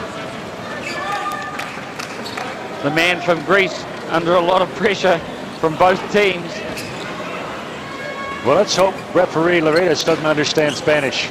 From Panama, number 13, Garcia. Well, Garcia's still going. He hasn't stopped. New Zealand free throw. He's still going. There he is on screen. 2 shots.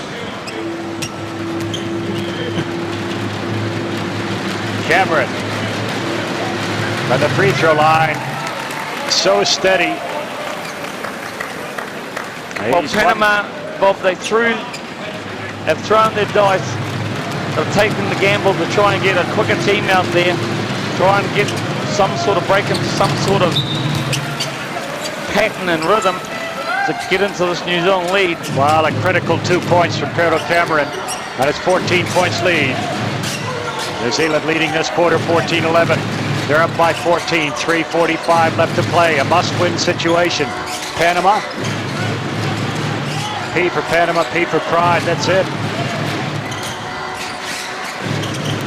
Gomez, turnaround jumper, so beautiful. As matches, these guys do some fantastic things. I love it. 12 points now, the New Zealand lead. Another defensive swipe. New Zealand lucky. Bradshaw puts the ball to the floor. Pedro Cameron will give it up to Phil Jones. They reckon he's hot from the 3. Hard off the glass, wasn't even close. He still hasn't found his range. And Douglas, Ruben Douglas will find his range. No. Lucky for New Zealand, that would have been under 10. But they turn it over, New Zealand. Cameron calling for the foul. Douglas was all over him like a rash. Timeout taken. 2:56 left to play. New Zealand still with that 12-point lead. It was 10 at halftime. It was 11 at the end of 3. And it's now 12 points. Hasn't been pretty, but they've been grinding it out. Look at the scoring. New Zealand shading Panama every quarter, but Panama just sticking around. The visitors won't go home. They will be tomorrow if New Zealand stays in this lead. Panama will be out on the way home. Now, as a shooter, you look at that and you say to yourself, it was never going to miss. Oh, look at that. You spin, you go left, you spin back high, you come back the other way, a step back jumper. That is right out of the textbook. Beautiful shooting, rebounding. Panama pounding New Zealand. They can't be happy with that. Offensively, Panama's in the game by virtue of the fact they've out-rebounded New Zealand. Offensively, 13-3. Here's a little bit of a information tip for you, Bob. Varadis, the Greek referee, he refereed the gold medal game at the Athens Olympics. So he should be able to take the pressure that both teams are putting on him. Well, that's right. We know class when we see it. He's done a good job this afternoon. Just under 3 minutes to play, 79-67. New Zealand a few long minutes away from going into the knockout round of 16 if they can hang on against Panama. Panama inbounding the ball. They're trying to book a date with Argentina sometime early Saturday morning in Tokyo. Yeah, there'll be a rumba with Argentina if they win. The foul inside is going to put Panama on the line, shooting a couple. New Zealand number 8, Bill Jones. Bill Jones reaching in. Jones picks up foul number 4. Panama free throw. Penny on 4, Jones on 4, Vacona on 3. For Panama, Garces on 4, Hicks on 4. And with 6 minutes to go, 6.5 minutes, Hicks, the leading scorer, was taken off. He collected his 4th foul, and he continues to sit on the bench, and there's 2:50 to play. No, Hicks is in the game, Bob. So he is. Yeah, he's in the game. Panama, that's silly. They need that man out there. He's bumped by Peralta, Paul Henry. And now it becomes a free throw shooting game. 10 points the lead, New Zealand. As Paul Henry goes to the line, New Zealand 13 of 16, 16 of 24 for Panama. And a test of nerves for both teams, as fouls are going to be a feature of this last 2 minutes and 40 seconds of this game. It is going to test the nerves, Bob. 10-point lead. As I've said before, Panama can sneak up on the team. They can score in big bunches. Michael Hicks, Ruben Douglas, Peralta.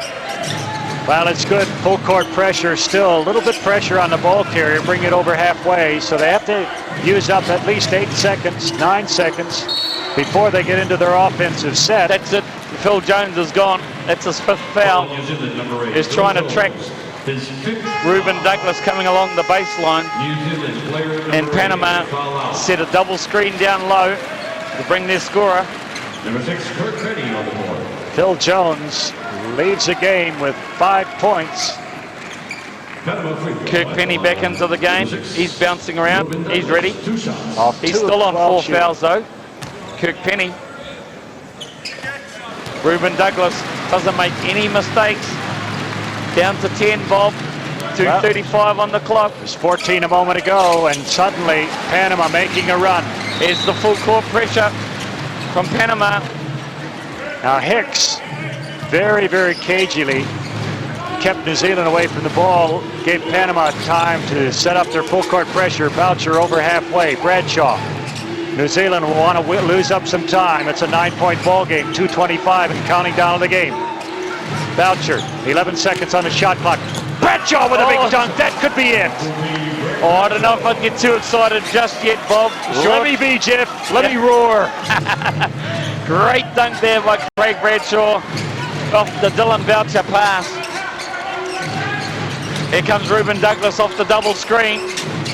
So athletic in the air. Douglas gets off the pass, and from the corner, Hicks comes up short. Boucher taps it into Hicks' hands. He gets a 2-hand stop. More defensive pressure. 153. Still down 9. Dickel coming in for Boucher. They want speed now. 2 point guards to handle this pressure. Panama. A man-to-man full court press. Paul Henry breaks it easily. Penny in the corner. Back to the point. Time ticking away. 140. Counting down. 82-73. 9-point lead. New Zealand. Penny gives it up to Cameron. 5 seconds on the shot clock underneath. Bradshaw gets a 2. Nice play. Craig Bradshaw. That's the second time he's lost his man. Garcia. Bradshaw with 17. The shot misses. The tunneling. That foul against Kirk Penny. That's his bye-bye. He will no longer take any part. 16 points. So long, farewell. Penny hops on the bus, and he's off to the bench. Boucher, who walked off seconds ago, comes straight back on. 1:23 left to play. Still an 11-point ball game, Bob. I'd like to try and share your enthusiasm being a Kiwi, but let's be objective here. Gomez throws a brick. Well, now we can be a little bit more subjective. Well, if he misses this one, if Panama get the rebound, it's as good as a make. 1 of 2 is not going to get the job done, but they're still hanging around. Henry over halfway into the corner, Bradshaw, and they're going to use up some more time. Time ticking away. We're down to 1 minute and 12 seconds. Henry against Douglas. 9 seconds on the shot clock. Dickel makes his move into the paint, spin dribble. He's got to shoot the shot. Fadeaway jumper. It's rebounded by Garcia over halfway. Finds Hicks, floats to the basket. Doesn't get the roll, the ball's on the floor. And Garcia gets it. Douglas from the corner. Can't net it. Weak side rebound, and the foul is going to be against Boucher. He says, what? Me? That's 3 fouls on Dylan Boucher. Still 44 seconds to go. Panama shooting 2. They could get it back to 8. That's only 3 threes away from a win. Well, it's like a bad smell in the fridge. You don't want to wear what it is. You can't get rid of it. Panama just sticking with the New Zealanders. They refuse to give up and go home. Good effort from them, and from the free throw line, they're shooting themselves into pretty good position here. 20 of 29. They made a game of it. Well and truly. Well, they've always been close, haven't they? They're just that sort of team, Panama. They can score in big, big bunches. And the commentator's curse puts them off. And Panama ball. Here we go. Hold on to your hats. It's not over yet. That's why I didn't want to get excited when Craig Bradshaw made the big dunk. Well, let's set the scene for you. 43 seconds to play. New Zealand sitting on a 9-point lead off the missed free throw. Bradshaw knocked to the deck. He got one hand on the rebound, knocked it out of bounds. He went down heavily. That's the reason they're cleaning the floor. Guillermo Vecchio, the coach of Panama, is saying a little prayer, it looked like. Can Panama come back at them? Peralta. They've got to score quickly. They're 9 down. Here's the man who can do it, Douglas. He's guarded. Inside he goes, puts it on the glass. It's not there, Bradshaw. Now you can start celebrating, Bob. Dickel. The New Zealanders can start celebrating now. Henry, double team, gets it out to Boucher, and he's taken apart by Peralta on the sideline. 84-75, 25 seconds, call it. New Zealand are going to the final 16. Well, all the experts said before New Zealand left the country that they should qualify at least third, perhaps second. They've had to come in and do a really hard qualifying now fourth. No matter what happens with the Japanese-Espana game. Well, this has helped their cause. 15 of 19 from the free throw line. Boucher makes 2. That's 16 of 20. So they'll look forward to a great game against Argentina Saturday morning. And what a great game that's going to be, because New Zealand have got a good little record against Argentina. They've pushed them close on many times. A long way out. Panama failed to connect. Dickel, this is it. 7 seconds counting down. New Zealand, a must-win for them, and they've got it. Dickel gives it to Pedro Cameron, who hands it to the referee as the Hooter sounds. New Zealand beat Panama and go into the final 16. It's an 86-75 final score. You know, New Zealand go into the final 16. 212 countries play this game around the world, and New Zealand go into the top 16. Sure, they're going to play the Olympic champions, Argentina. They booked the date with Argentina on Saturday morning, Japan Standard Time. Nice gesture from the coach. Kirk Penny went over and shook hands with Guillermo Vecchio. They gave him a bit of a hug. Panama, well, they came here with high hopes, but they haven't won a ball game. They've tested a couple of teams, most recently Japan, and then New Zealand. 86-75 in the end. They just hung around and made life difficult for the ever-hopeful Kiwi squad. They beat Japan. They came from nowhere, 18 down at halftime to beat Japan by 3. And their campaign is back on track. It's still clunking along, not too smoothly, but they did manage to get the job done against Panama, winning by 11 points. Paulie Henry again doing a great job.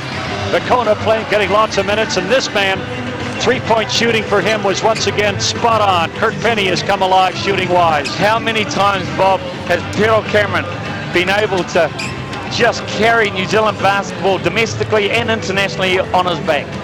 Great effort. Indeed it was. Final score once again from the Green Arena in Hiroshima. The last pool game for these two teams. New Zealand beating Panama 86-75. Well done, Coach Tab Baldwin. Well done, New Zealand. An obvious sense of relief on the face of Tall Blacks coach Tab Baldwin, knowing they are almost at the next stage. And I say almost, yes, that's probably good enough for them to qualify, but we have to remind ourselves that Japan must beat Spain if the, or should I say, Japan must lose to Spain if the Tall Blacks to advance. And I'd suggest that's probably going to happen. I don't think so unless Spain just doesn't show up. Yeah, exactly. I mean, Japan, as much as they tried last night, looked very good.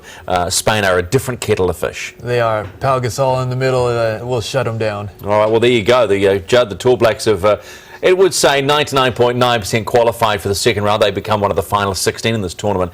But it's a heck of an effort to come up against Argentina, isn't it? It is, but you know, we got through, and two good wins. Well, you know, not convincing, but the main thing is that we got wins, and the monkey's off the back, and now you're into the next round where it's a one-off game and do or die, and anything can happen. As we've seen in all the other results of all the other pools, you know, anyone on their day is capable of causing an upset. So. Well, is the Saturday afternoon game, by the way, when they do confirm themselves through, it'll be 12:30 on Sky Sport 1 on Saturday afternoon from Saitama.